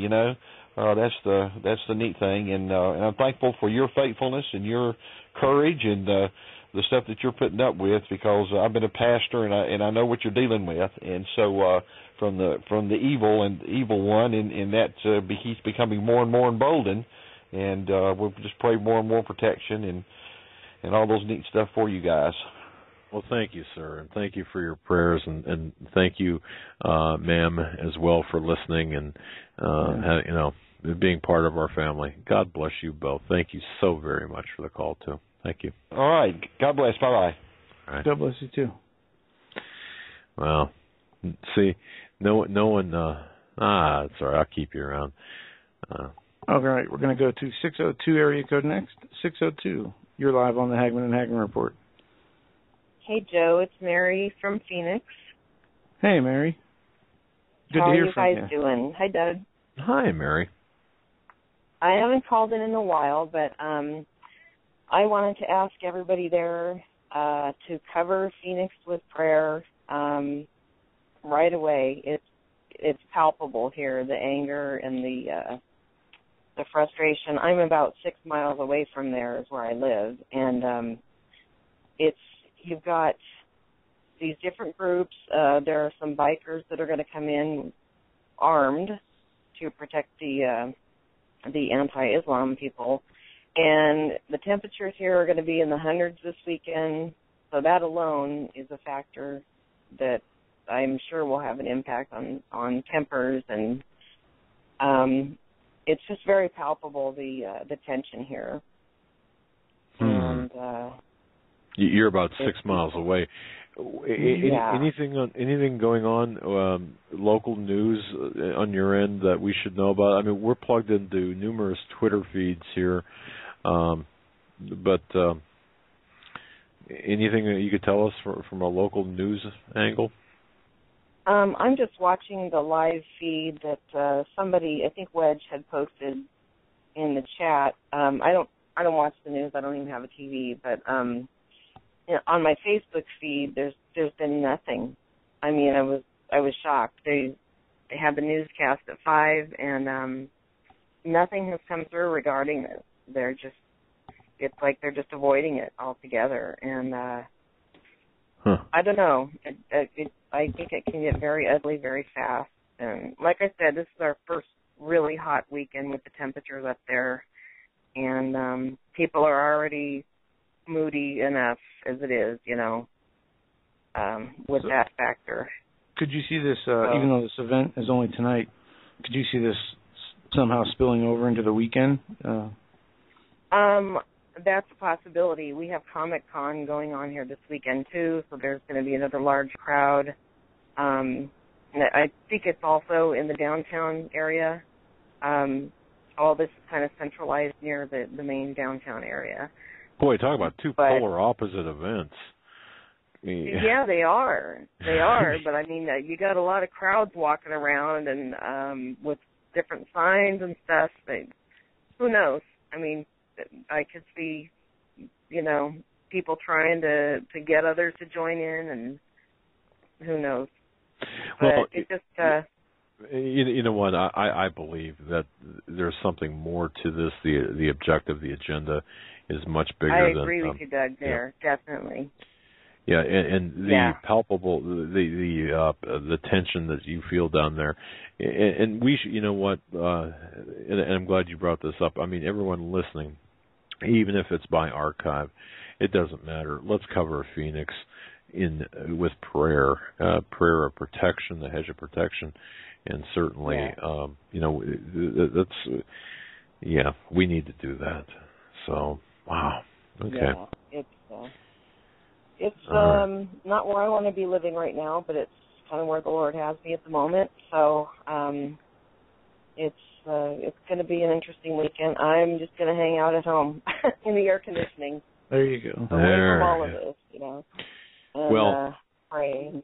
We will be praying for your safety, the safety of your family, your loved ones, your neighbors, and the entirety of Phoenix. And that's all we can do at this point. And certainly we will. And I'll mention this while you're on the air. Joe and I will take to the airwaves at any time during this weekend if anything does break in any realm. Now, what happened in Garland, okay, that's. But if something on a larger scale does happen, we will be broadcasting live during the weekend to bring people up to date. But thank you. Definitely. Thank you for that. My son works at a hospital ER too, so they're all on standby for anything that could come in. So it's just it's all around. I mean, I'm near ASU's campus. There's still a lot of kids here, even though they graduated. They're always hanging around downtown looking for stuff to do and, get involved in. So it's just real tense here. And I've lived here for 20 years now, and I've not felt it this tense before. So, I mean, we've had Super Bowls and, stuff like that. I've not felt a tension like this before. Well, and I we should pay attention to that. I mean, go ahead, Joe. Yeah.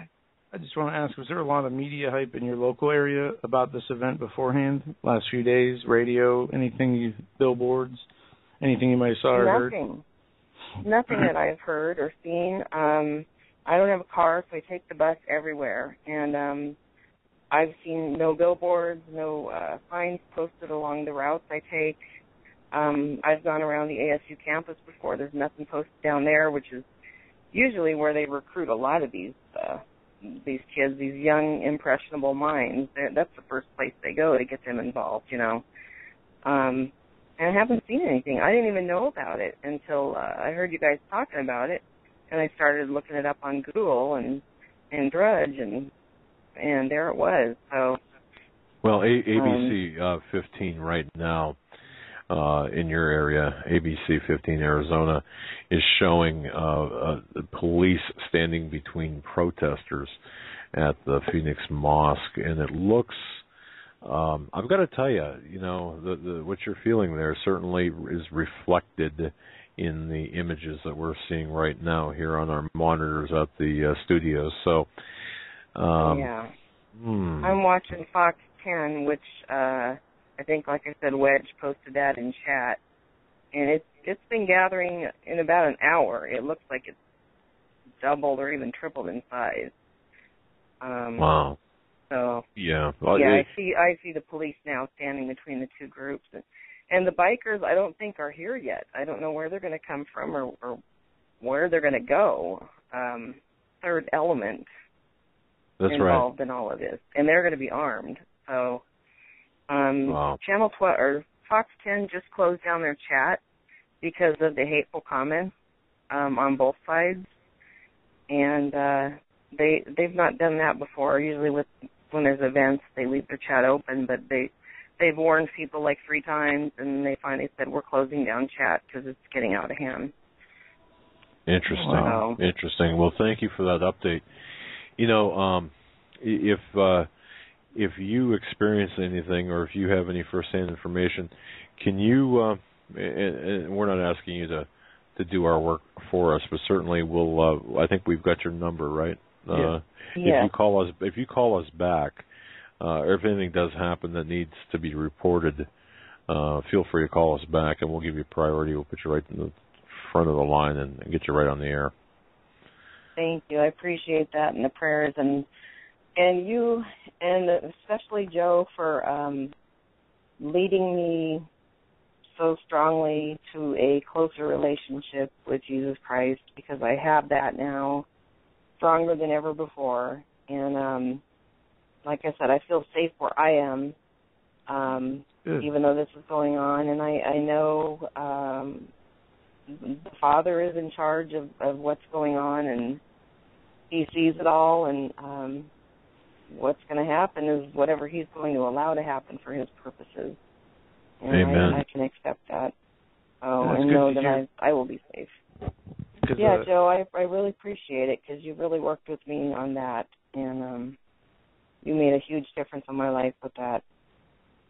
Well, I'm glad you kept praying and reading the Bible, and we don't have to get too specific or personal, but Mary had a lot of issues and family problems going on. So to hear that you're in a better place, that's awesome. Oh yeah, definitely. And and the closer I got to Christ, the more those issues have seemed to have dissolved, and they just kind of went away. So it's just like in the Bible. I don't know the verses yet, but it's like stay close to the Lord, and the devil, or resist evil, and the devil will flee from you. And my family's still in San Diego. I'm still here alone with just my kids, but I'm a lot more secure in my faith. And like I said, I take the bus or light rail everywhere, and I've never felt so safe. It's like He's right there by my side at all times. And I'm street smart. I mean, I stay alert and do the obvious things that on my part I'm supposed to do. But I also have faith. I know that He's right there with me the whole time. So thank you both for that and for your show, because that's something that has really impacted my life in a positive way. Fantastic. That's great to hear. God bless you, Mary. Thank you so much. Thanks, guys. And it's good it's a good report on my son. I appreciate that, and that makes me proud. Yeah, he's a good guy. And so are you, Doug, and you guys, you're awesome. Just keep up the good work. And know that I'm praying for you both as well. All right. Well, God bless you. Thank you so much. Keep up the good work, too. Okay. All right. Thank you. God bless you guys. Take care. God bless you, too. Bye-bye. Thank you. Bye. Joe, as Mary was talking there, and Steve, oftentimes when I have conversations with Steve Quayle or Pastor Langford especially, Pastor Langford will say something like, okay, in the Bible, he'll rattle off a verse, and he'll say, you know what 2 Corinthians whatever says, and he probably hears me doing this, right, rattling the pages, going through, because I have a Bible. I'm like, no, I don't know. I got to teach you, Dad. I'm going to put the e-sword on your computer so you can do it in the. I like to hold the book itself. But anyway, I've got to. I'll admit, I don't know the chapter and verses of the Bible. So, I'm sure Pastor Langford has a chuckle or two when he hears the pages just a flipping like a cartoon when he's talking to me, and I'm thinking, okay, I got to follow him. But no, I mean, it's our instruction manual. It's our guidebook. Absolutely. Let's move on to another caller. Area code 856. You're up next. You're live on the Hagmann Report. Hey. Hi, it's Sheila. Hey, Sheila. Hi. Yes, Joe, you've grown a lot. I listen to you every night, and you've grown a lot. I learn a lot from you, son. So you did a good job, Dad. Well, thanks. Well, I didn't do that. I've got really no influence on that, Joe. Oh, yeah. yes, you do. Dominantful, yeah. Well, thank you. I'm too old. Fox News had that Marine on their program today. They showed him 3 different times, and he was saying that he just wanted people to come down there, that he wanted to do this cartoon and whatnot. I question the timing on that. He has a right to his free speech and whatever they're doing, but I question that timing. Why is it going on now? And same thing with the other one. But right. That's all part of what's going on. Everything's coming apart. Well, I think of one thing, Doug and Joe here, is Britain. They've gotten so many Muslims in their country now that they're overtaking the country, and they want their laws in place. And I think a lot of that has got something to do with the mindset here right now with the Muslims. You know what I mean? I do, yes. Now, I can see this being set up to intentionally backfire against the proponents of free speech. Okay? Yep. That's kind of where I'm coming from on this. Mm-hmm.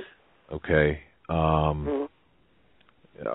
We have a very cunning enemy, a very savvy enemy that will use events like this against the proponents of free speech and the Christians especially. That's what concerns me about this. Period. Well, we have to put on the full armor of God. There ain't nobody out there going to shut me up. Right. Nor me. No. Nor should they. I had a conversation here just last week with a friend of mine, and I was talking about what's going on here in this country with the Christians. You can see where they're taking us. And I said that I had wanted to get a T-shirt with John 14:6 on it, which is, I am the way, the truth, and the life, and no man can come into the Father except through me. And she was offended by that. Offended by that? Yes, she was offended by it. Yes, she was very offended by it. It was a side of her that I hadn't seen before, and I could see, okay, we got a situation here, and she right away went into this thing with the homosexuals. So whether she was testing me there or not, I don't know. But I came back at her and I said, Romans 1:29 says, Jesus said, no man shall lie with another man. Very simple. Can't get any plainer than that. And she says, well, you're being judgmental. No, I'm repeating what Christ said. No man shall lie with another man. It's right here in the book. You want to read it? Are you saying Jesus is judgmental? Because I'm repeating what he said. Well, I think we have a right and not just a right, but a duty to be judgmental. No, I say that with love. Well, right. I mean, like Pastor Langford often says, he makes judgments every day. We all make judgments, and I get that, and I think we should be judgmental.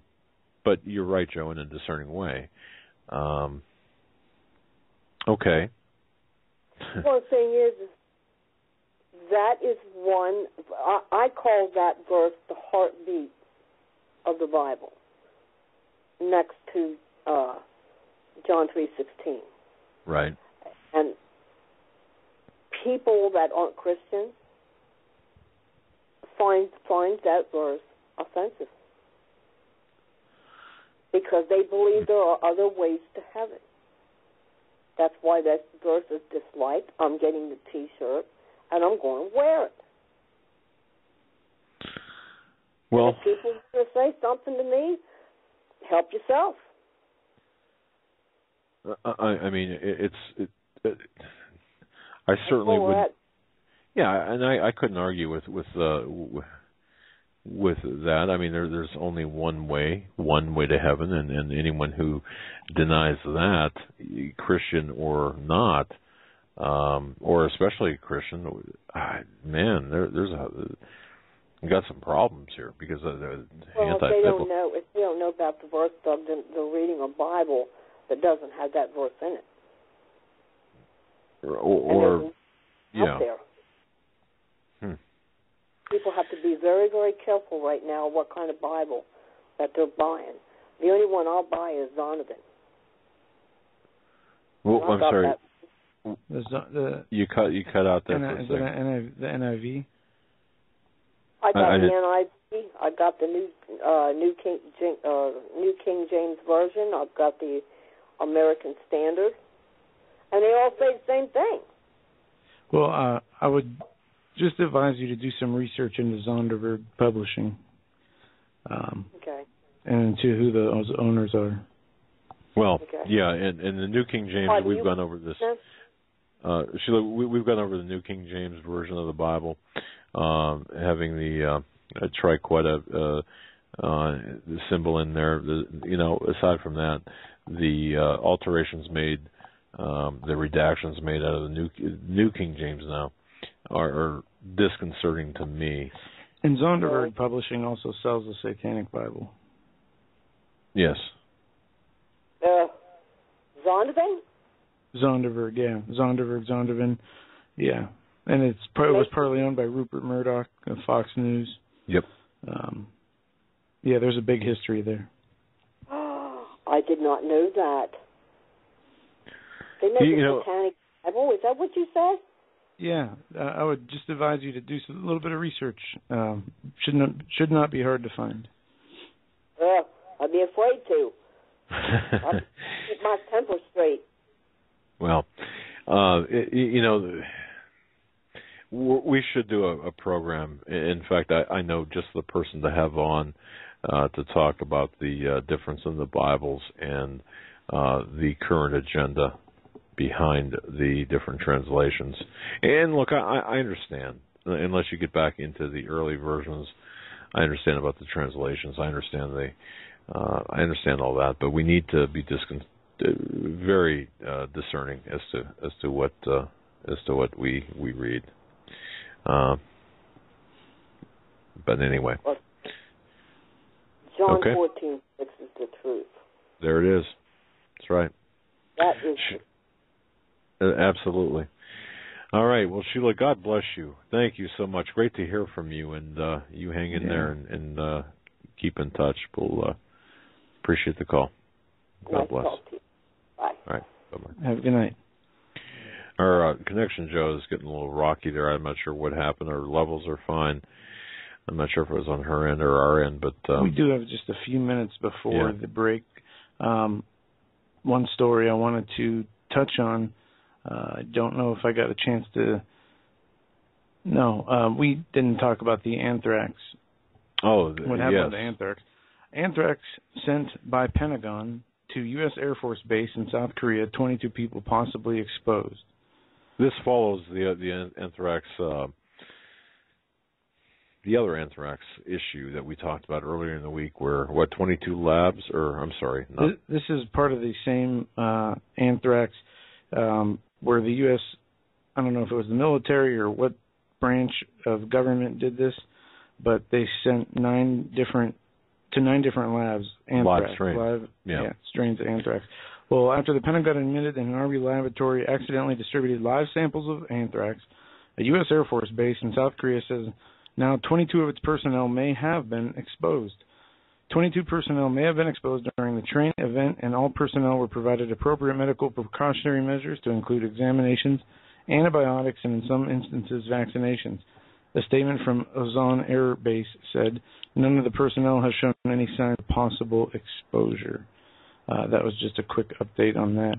But the anthrax isn't interesting. Comes at a time when the Patriot Act is I just find that timing to be suspect. Yeah, and I think we have to sending it to the legislators, but news crew. But no, I think we have to take a look at everything that's happening right now in the context of the sunsetting of certain provisions of the Patriot Act, and I think that nothing is happening by accident right now, or I don't believe that anything is accidental right at the moment. I really don't. There's sentiment that needs to be created to to make sure that the portions of the Patriot Act are kept alive and kept in force. And I think that, regardless, I think that's going to happen. It may not happen. It may happen in a clumsy manner. I'll just put it that way.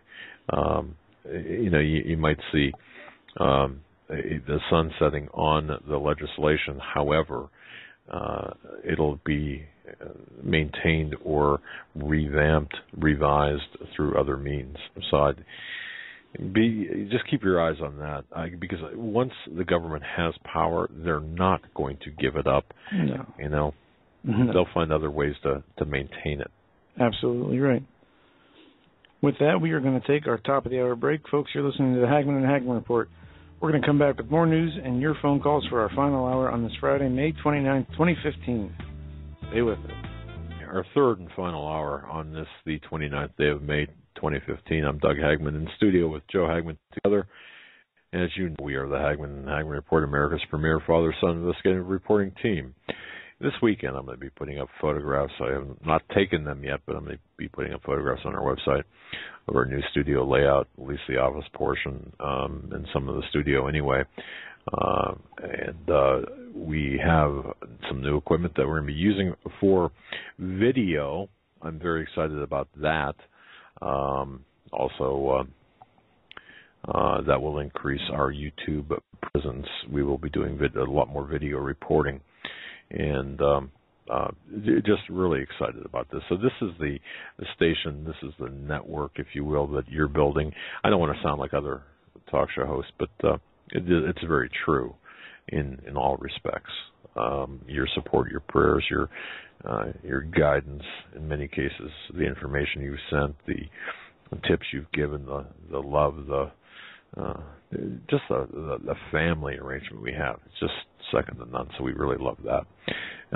Don't forget, folks, Steve Quayle and yours truly, John B. Wells, episode 300. I think that's playing tonight. And Sheila Zielinski, Joe and I were on her program. That'll be playing here, I think, perhaps tonight or tomorrow. I'm not sure when. I think tonight. Okay. So we're like in three places at one time. You try that. All right. And Sunday I'll be on with Dave Hodges, and then Monday Dave Hodges will be on our program. Although it sounds redundant, we've got multiple issues to cover, and it's going to be a massively important show on Monday night. I can tell you that right out of the gate. So if you can catch Dave Hodges' Common Sense show on Sunday night, you can probably hear part one of what is going to be part two here on Monday. Well, and we've talked about this privately, but I'm going to tell you, the catch Monday night. Well, catch them both, but catch Monday night because Dave Hodges is going to be unplugged on Monday. I can guarantee you. Some of the things that he's uncovered, props to him, and kudos to him. He's off air. I mean, you talk about a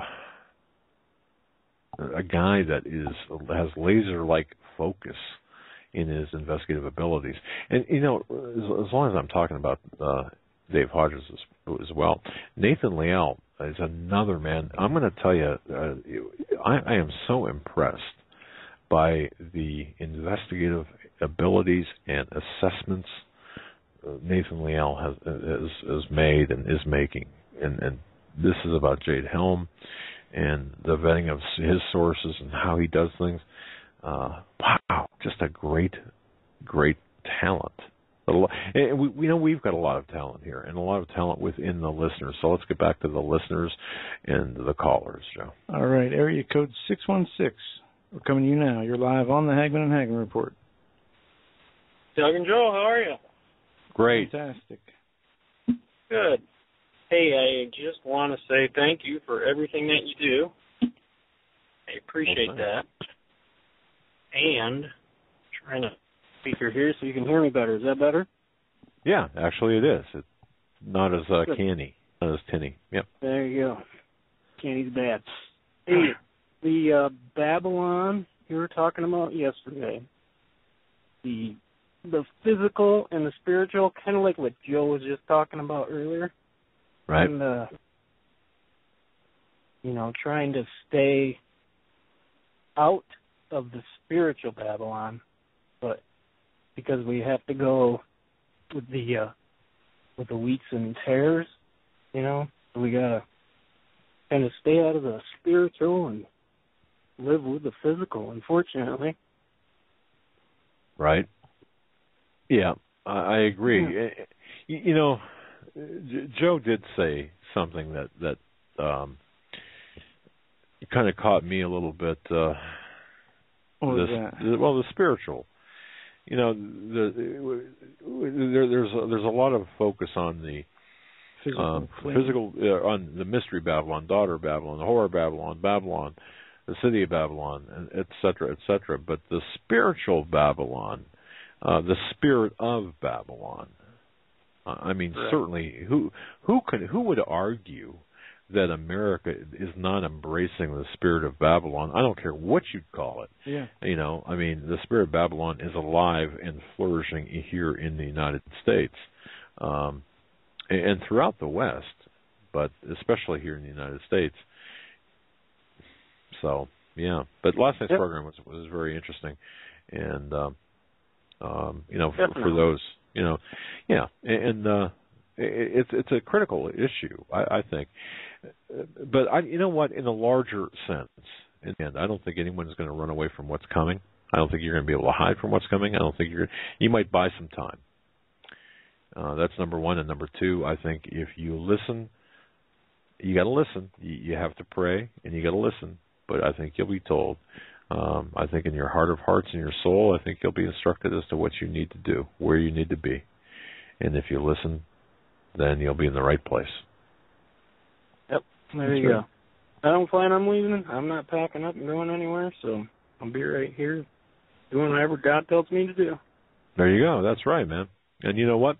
Maybe, just maybe, and think about this. We're all calling from different parts of the country, even the world. At some point in time, there may be a time, depending on how fast, how rapid events are, that we might all be together or meet one another, or a large portion of us meet each other, and be fighting alongside one another. Now, that could be metaphorically or practically. I mean, in reality, it's who knows? Only God knows. And there's these amazing times when God does something for you, and all of a sudden you realize it, and you look back on the past, and you're thinking to yourself, how did this point come to me when I've never seen it coming, but I know it's the hand of God? And so many things like that are going to come up in the future. Things are going to hit you so fast and so hard. That's right. Just amazed at what's going to happen. Caller, I was thinking, and I kind of made a joke yesterday with Steve. He gets his messages, I guess, in the shower, and I get mine infrequently.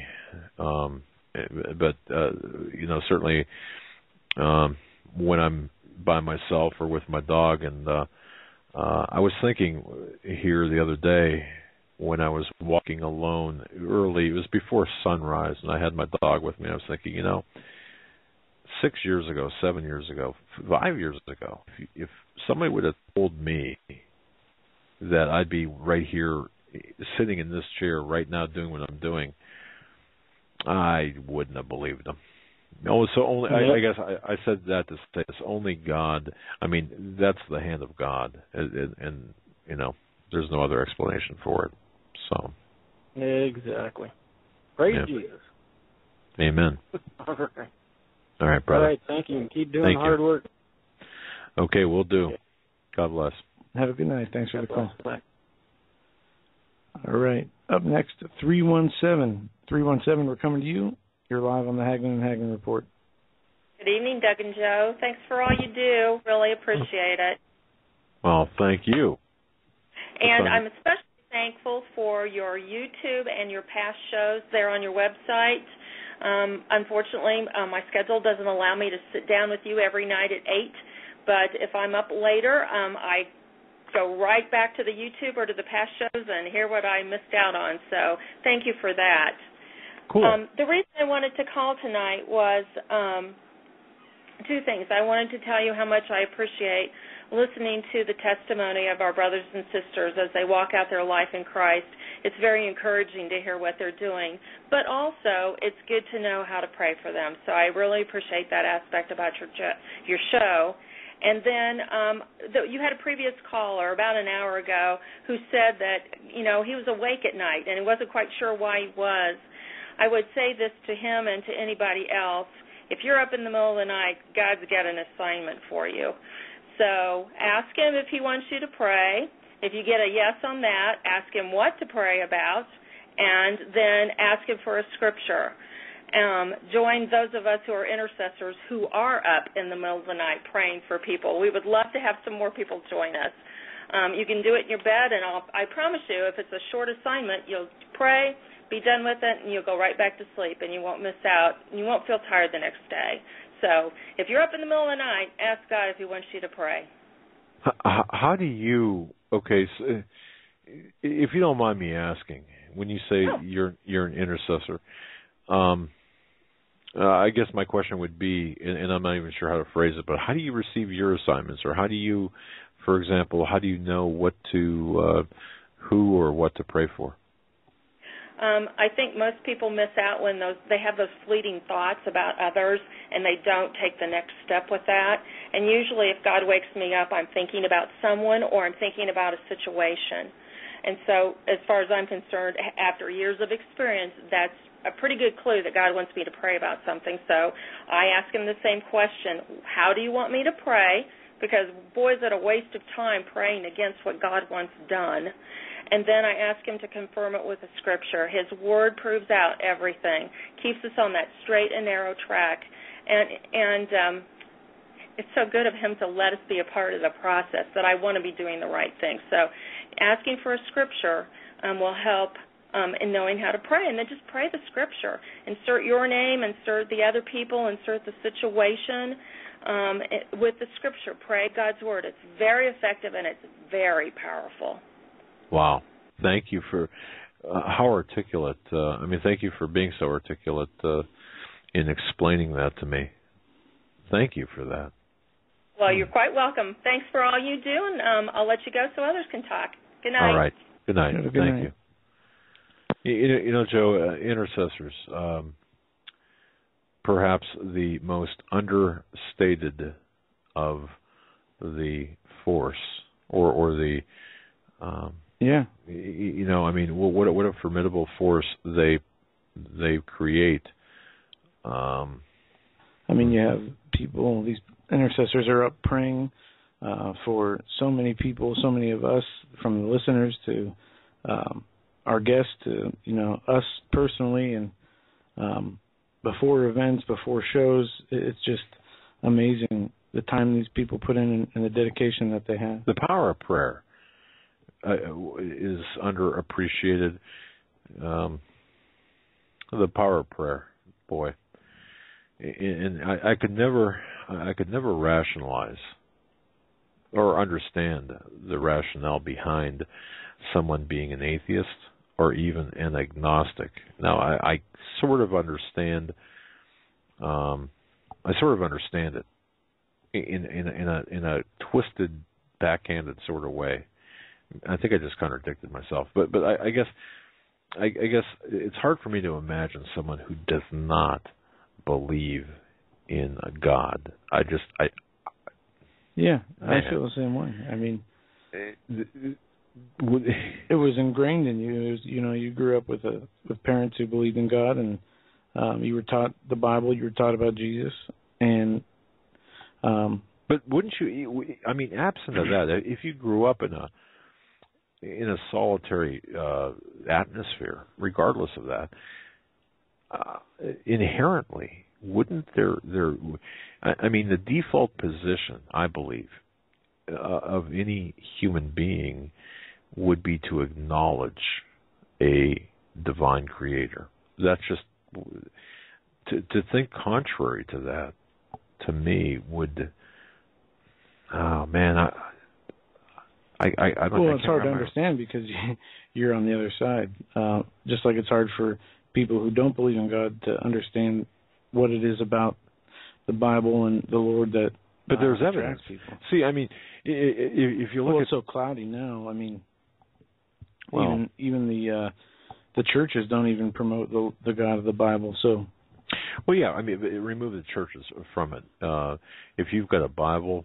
I mean, we're also in times unlike any other. No, that's true. Where we know there's an apostasy taking place. We know that Satan is working overtime because his time is short, and we know that things are changing. And the Lord's setting people up on both sides of the fence for His purposes.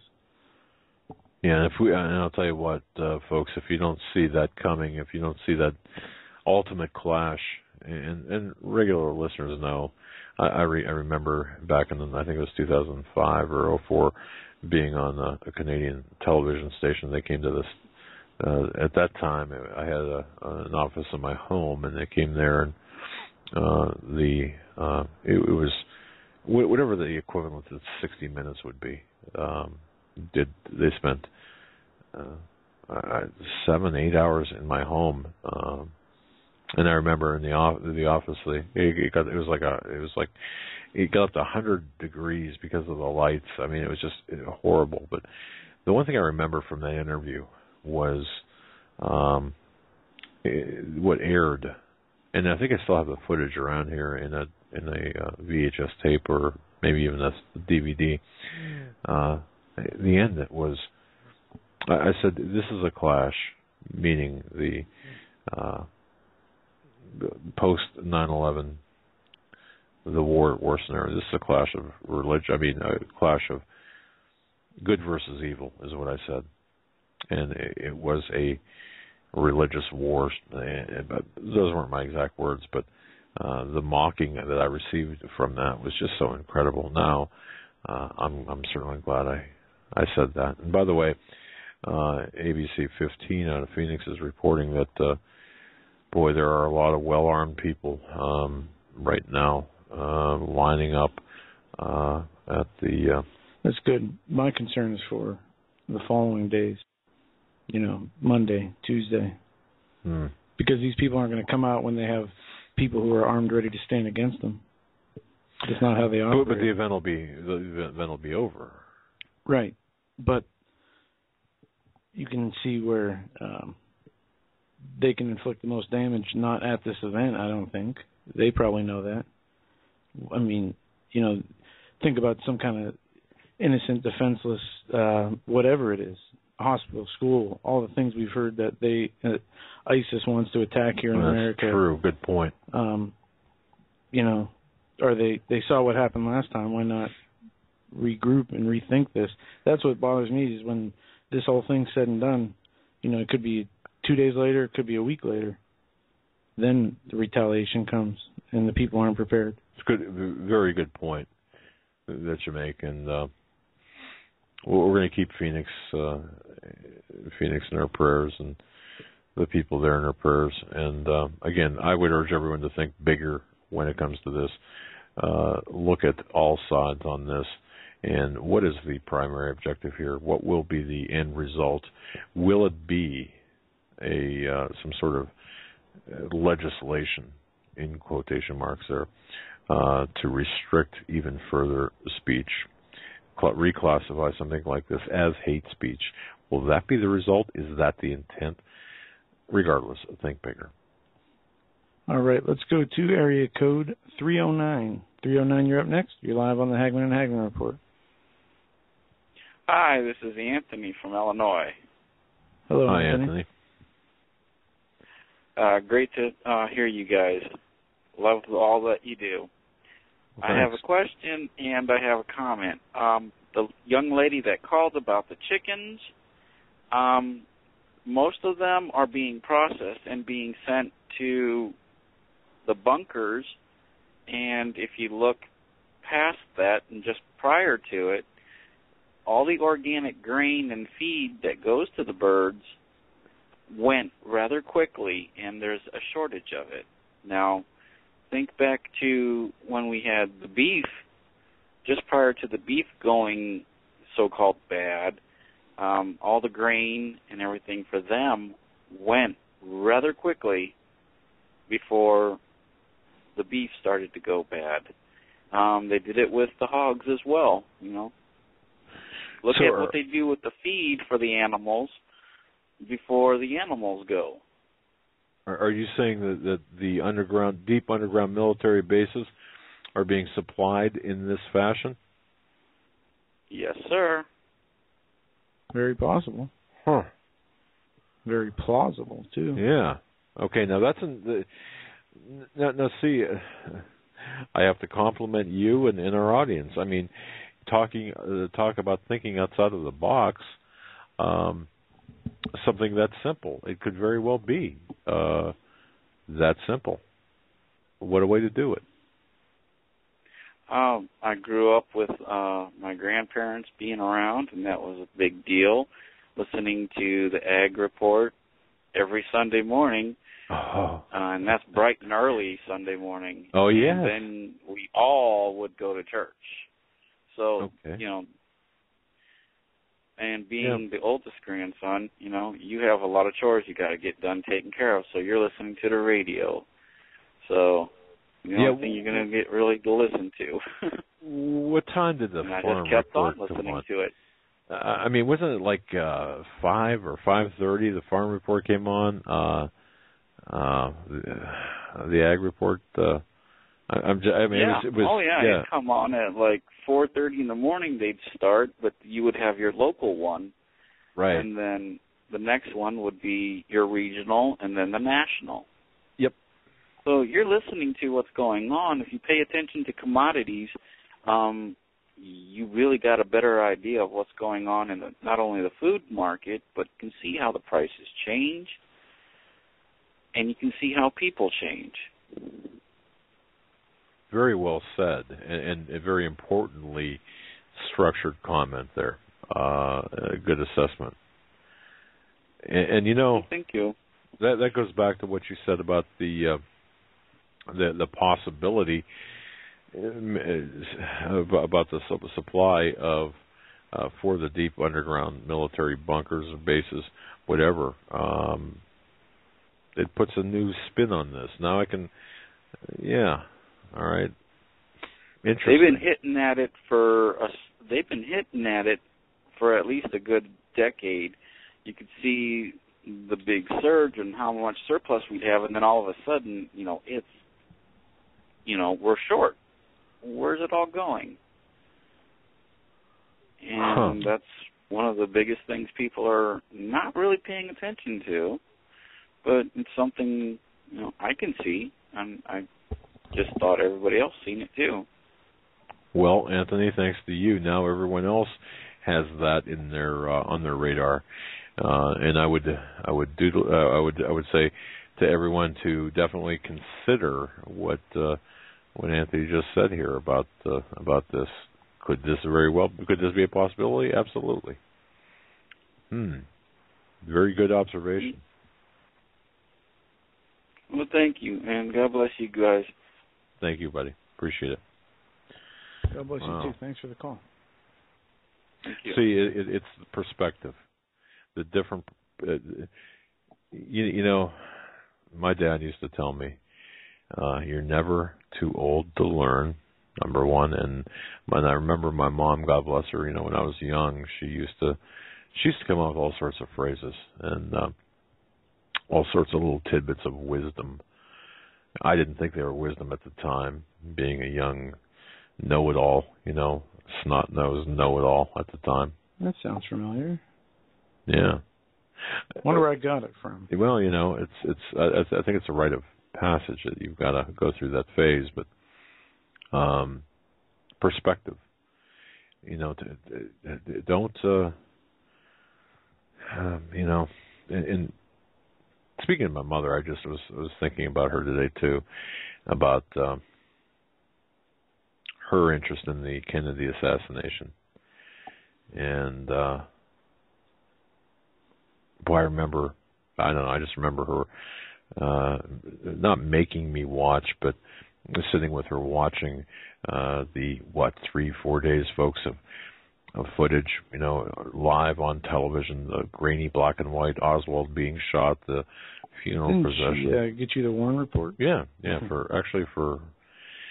I say for Christmas, and I believe it was for Christmas. It might have been for my birthday. I wanted the entirety of the Warren Report. Not the entire 26 volumes or however, the one they used for the public, the hard copy, and I got that. She gave that to me.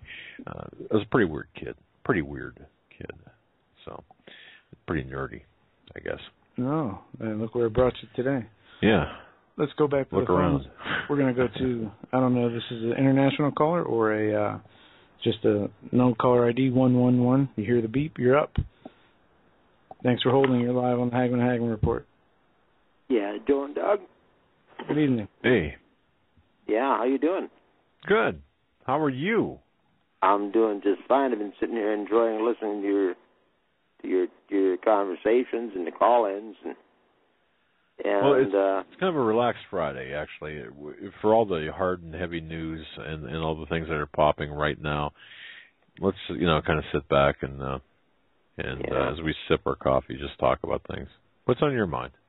Well, we're talking about judging people there for a while, and we need to judge ourselves first, and we judge it according to the Word of God. And just because we call ourselves Christians doesn't make us Christians. That's right.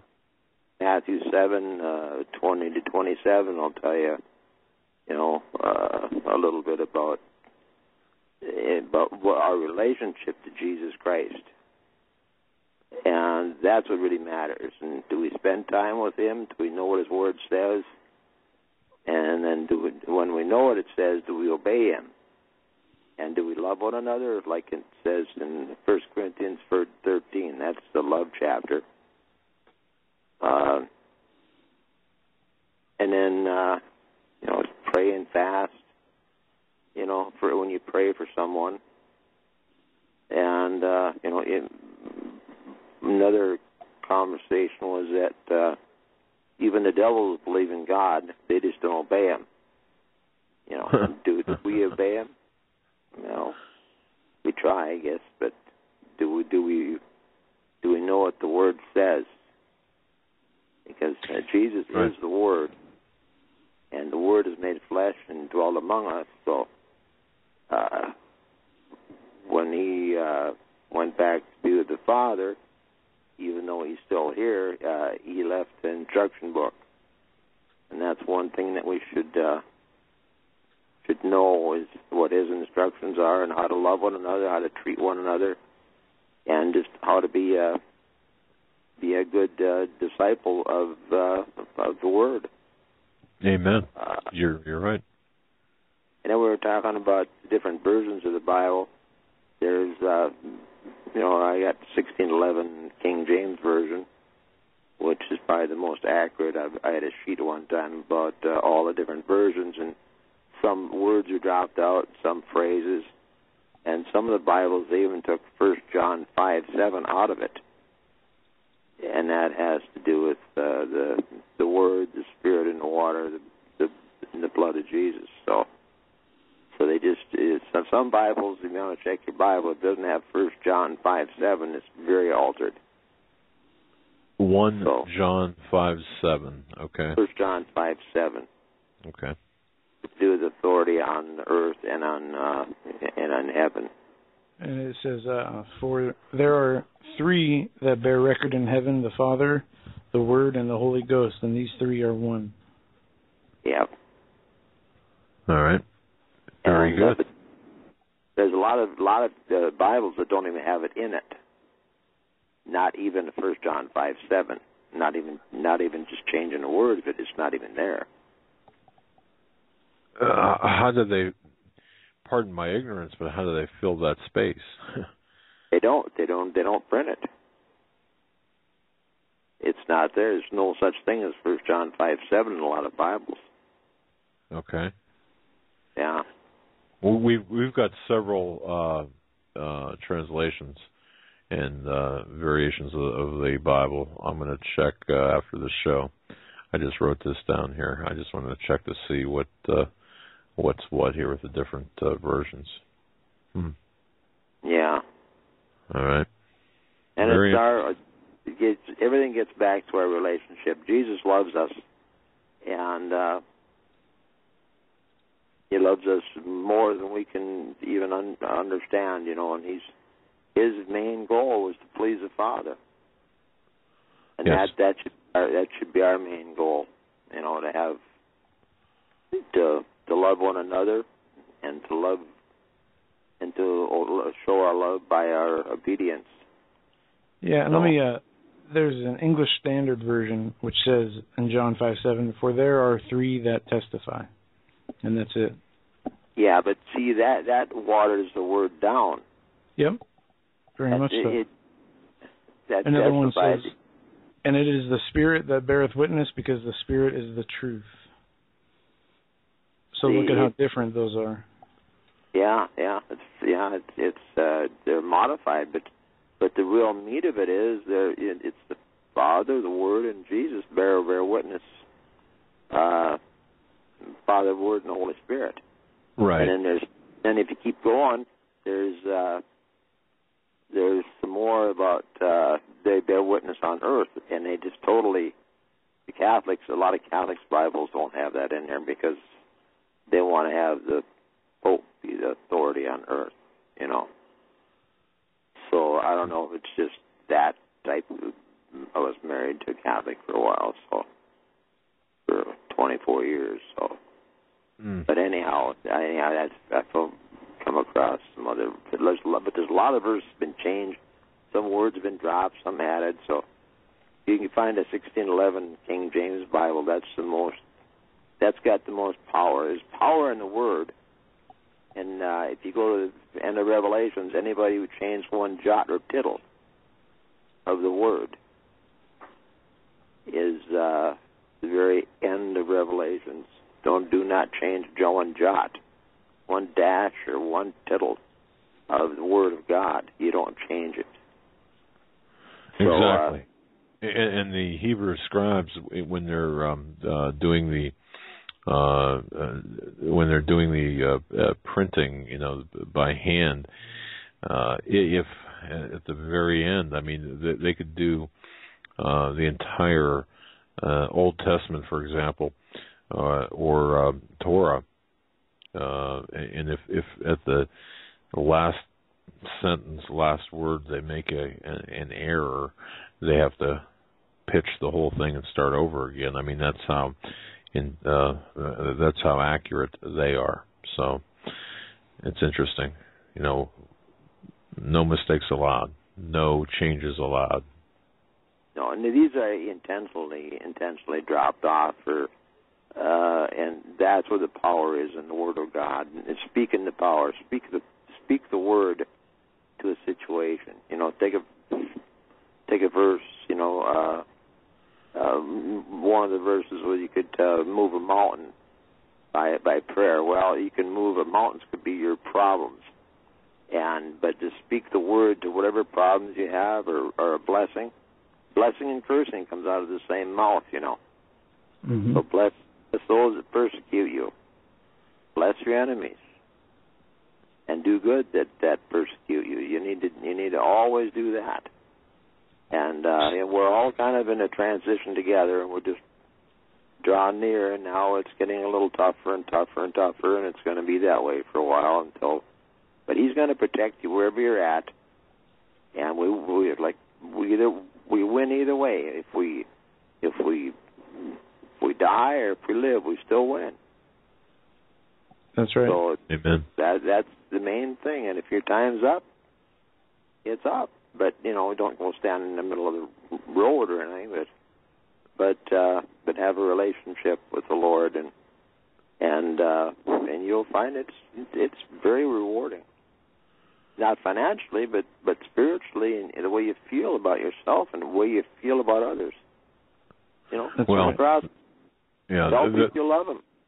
There are no U-Hauls following hearses. At least I've never seen any.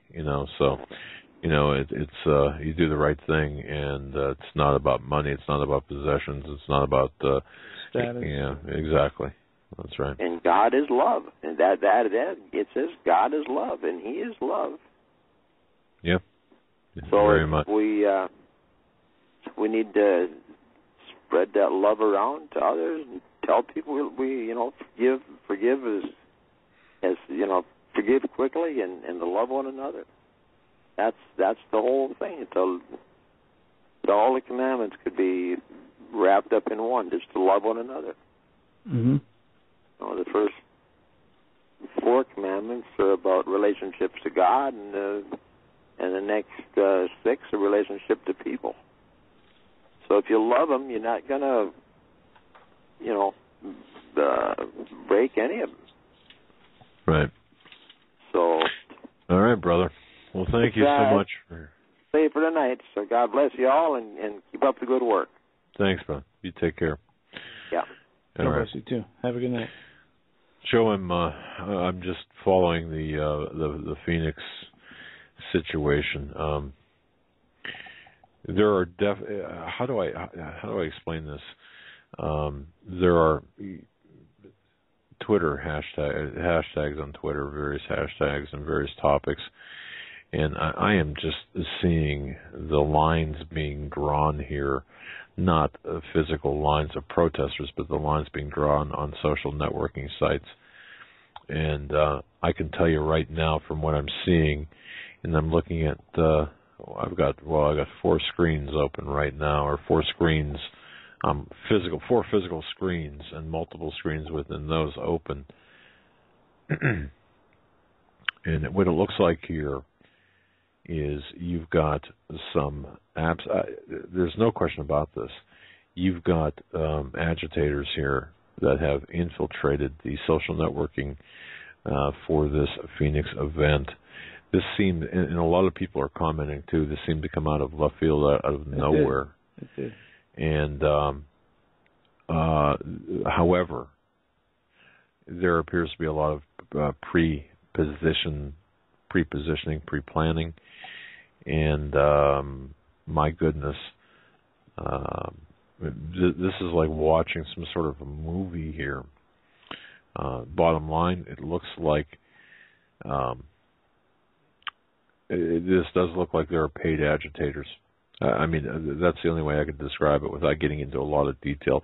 Is I've made some notes from from Ferguson, and I'm looking at some of the people on the social networking sites. I'm seeing some pretty familiar names here. So what I'm seeing, it almost is as if this. Well, you remember there's people from Sanford, Florida, who ended up in Ferguson. Right. Who ended up in St. Louis, the DOJ. Well, I'd have to say that at this level of,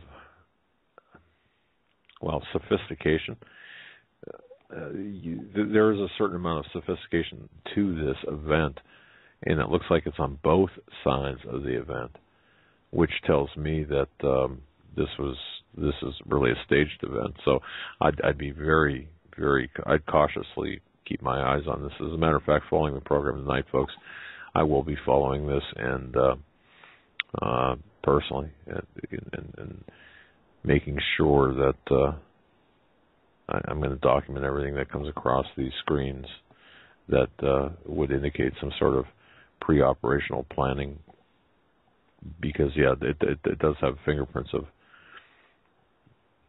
it does have certain fingerprints. I'll just leave it at that. All right. Well, let's do this. Let's go back to the phones. We're going to go to area code 580. 580, you're up next. You're live on the Hagmann Hagmann Report. Is that me again? Oh, that's yeah. You. Doug? Sorry, come to you? Yeah. Joe? Listen, last time you had Ted Brower on, Yep. It was excellent. Except you forgot to tell him to speak on the kidneys and the prostate. Oh. I went down to Dallas yesterday, and my PSA is up to 10.2, and I don't even have a prostate anymore. I had a tumor bigger than my fist growing on my bladder, but my brother's got that stage 3 kidney stuff. And next time you have him on, can you do something about that? Maybe get him to talk a little bit. Yeah. If you want to, if you want to send me an email, I can. Let me arrange. I mean, I understand your situation, and we need to get this. We need to have Ted address this, and perhaps he can do so directly. If you want to send me an email, I'm going to see if I can enact or have you guys talk directly. I think you need to do that. Oh, that'd be good. Would you mind? Just go to our contact page and in the subject line, just put very simply Ted and then the word prostate. Okay, Ted and then prostate, and that'll separate it and right away I'll or whatever. Yeah, Kitty, Ted, prostate, whatever in the subject line. I'm computer illiterate, so what? Well, okay. What's your email? If you go to Hagmann and Hagmann.com, okay, click on all you have to do is click on the Contact Us button. That'll bring up a form, and just fill out that form. And just as an FYI, I took your number down, which if we can't figure it out by email, we can do it by phone. Yeah. If you don't mind sharing that number with Ted. Yeah, with your permission. Sure. Okay. And your first name, sir, again? Lauren. Lauren, okay. Lauren. Okay, all right. And you got the number, Joe? All right. Yeah, let's see what we can do on this. My apologies. This is something that... Is he going to be on again? Oh, sure. Yeah. He's going to be... He's a regular guest. He's going to be on at least once a month because he's got so much information to share. Right. I realize that. And, And is it where... Oh, I see. Contact us. Right. It says listen live. Well, yeah. Just click on the Contact Us. Let me go up here. Yeah. Depending on which browser you use, if you hover over Contact Us, just click on that. All I got's a little tablet, so my laptop crashed, and I'm computer illiterate, so all right. Here's what I'll do. I have a tough time anyway. What time zone are you in, sir? And I'm straight above Dallas. Okay, so in Oklahoma. Central time then, right? Is that or yeah. Okay. I guess Central. Okay. What we'll do is, Joe, you've got Lauren's number. We'll just forward it to Ted and have him give you a call, if that's all right. That would be super. No, brother, you just man. Anything we can do to help, absolutely. Yeah. Our prayers are with you and your brother, and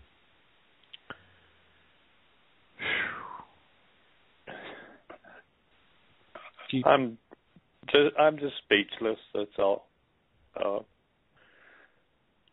I got the Contact Us part, so. Well, I'll do that. And you don't have to do that. We'll get your information to Ted. I'll make sure I talk to him tomorrow and pass it along.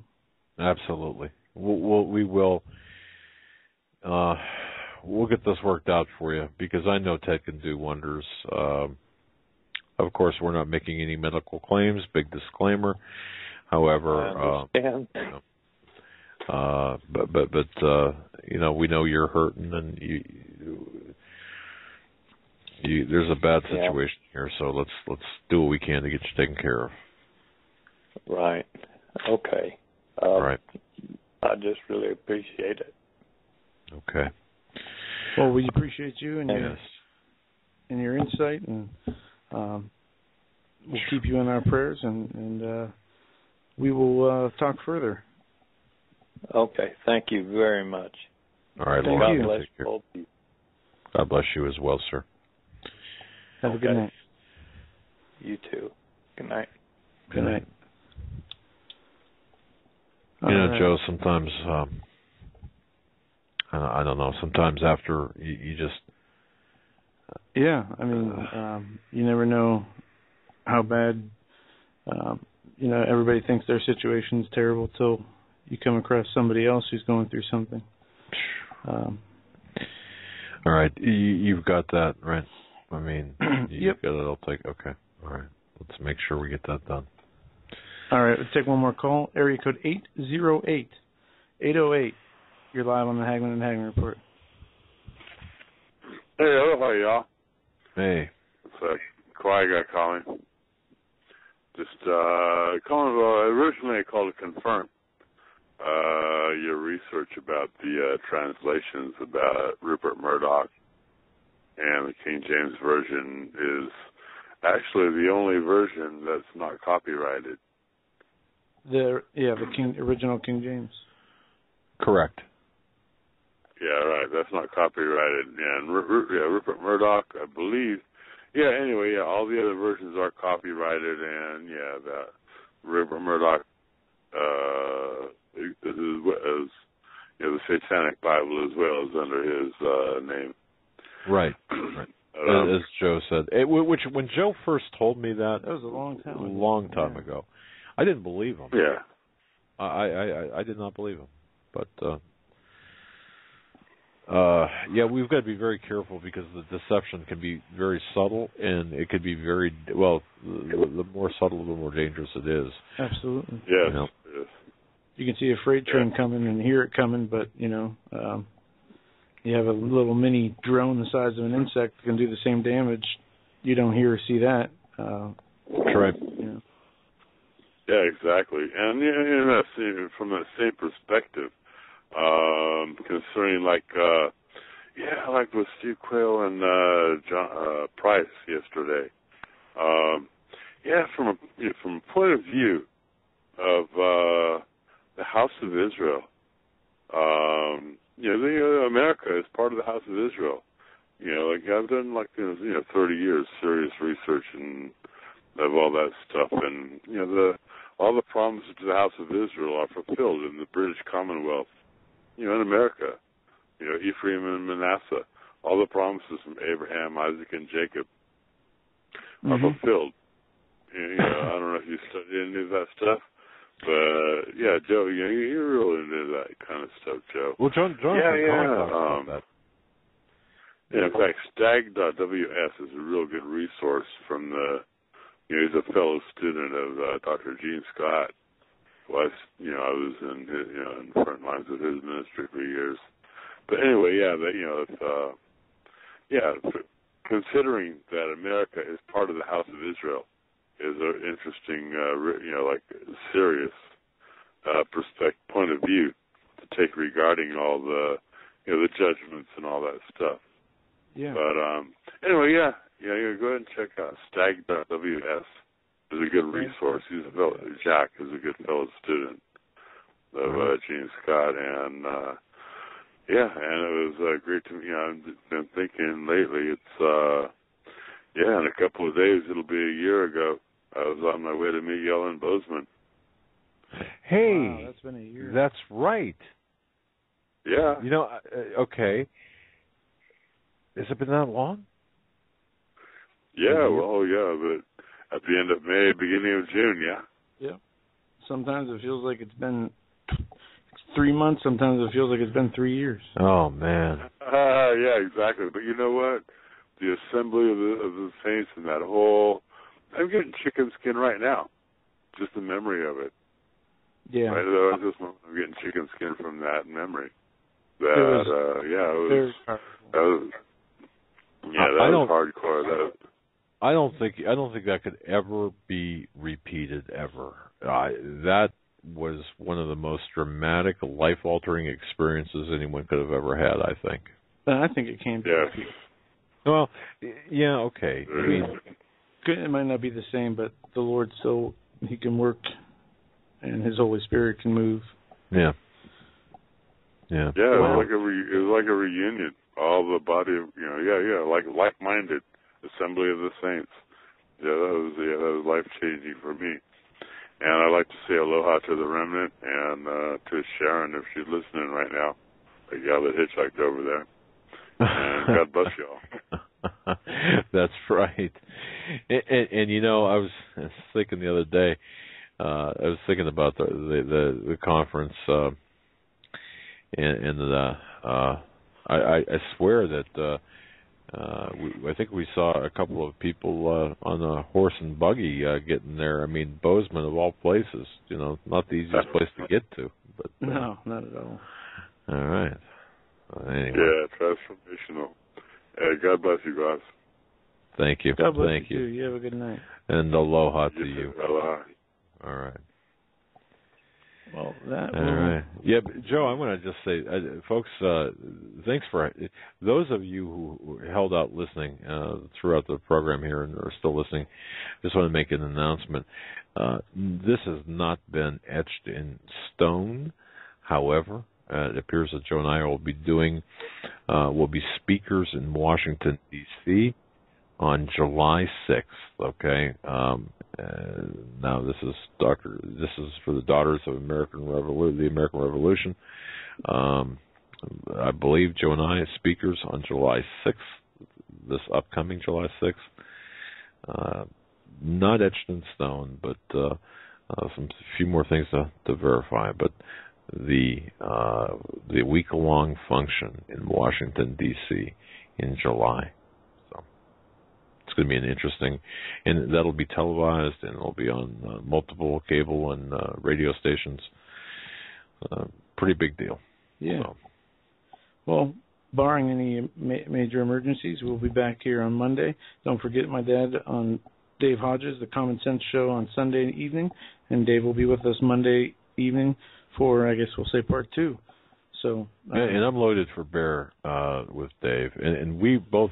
Joe and I think did a good job with Sheila today on Sheila's program. God bless her, wonderful venue. Yeah. And I think I might have had I don't know. I was loaded for bear today too. So God bless you all, and we'll keep our eyes on Phoenix and let you know. Have a great weekend. Good night.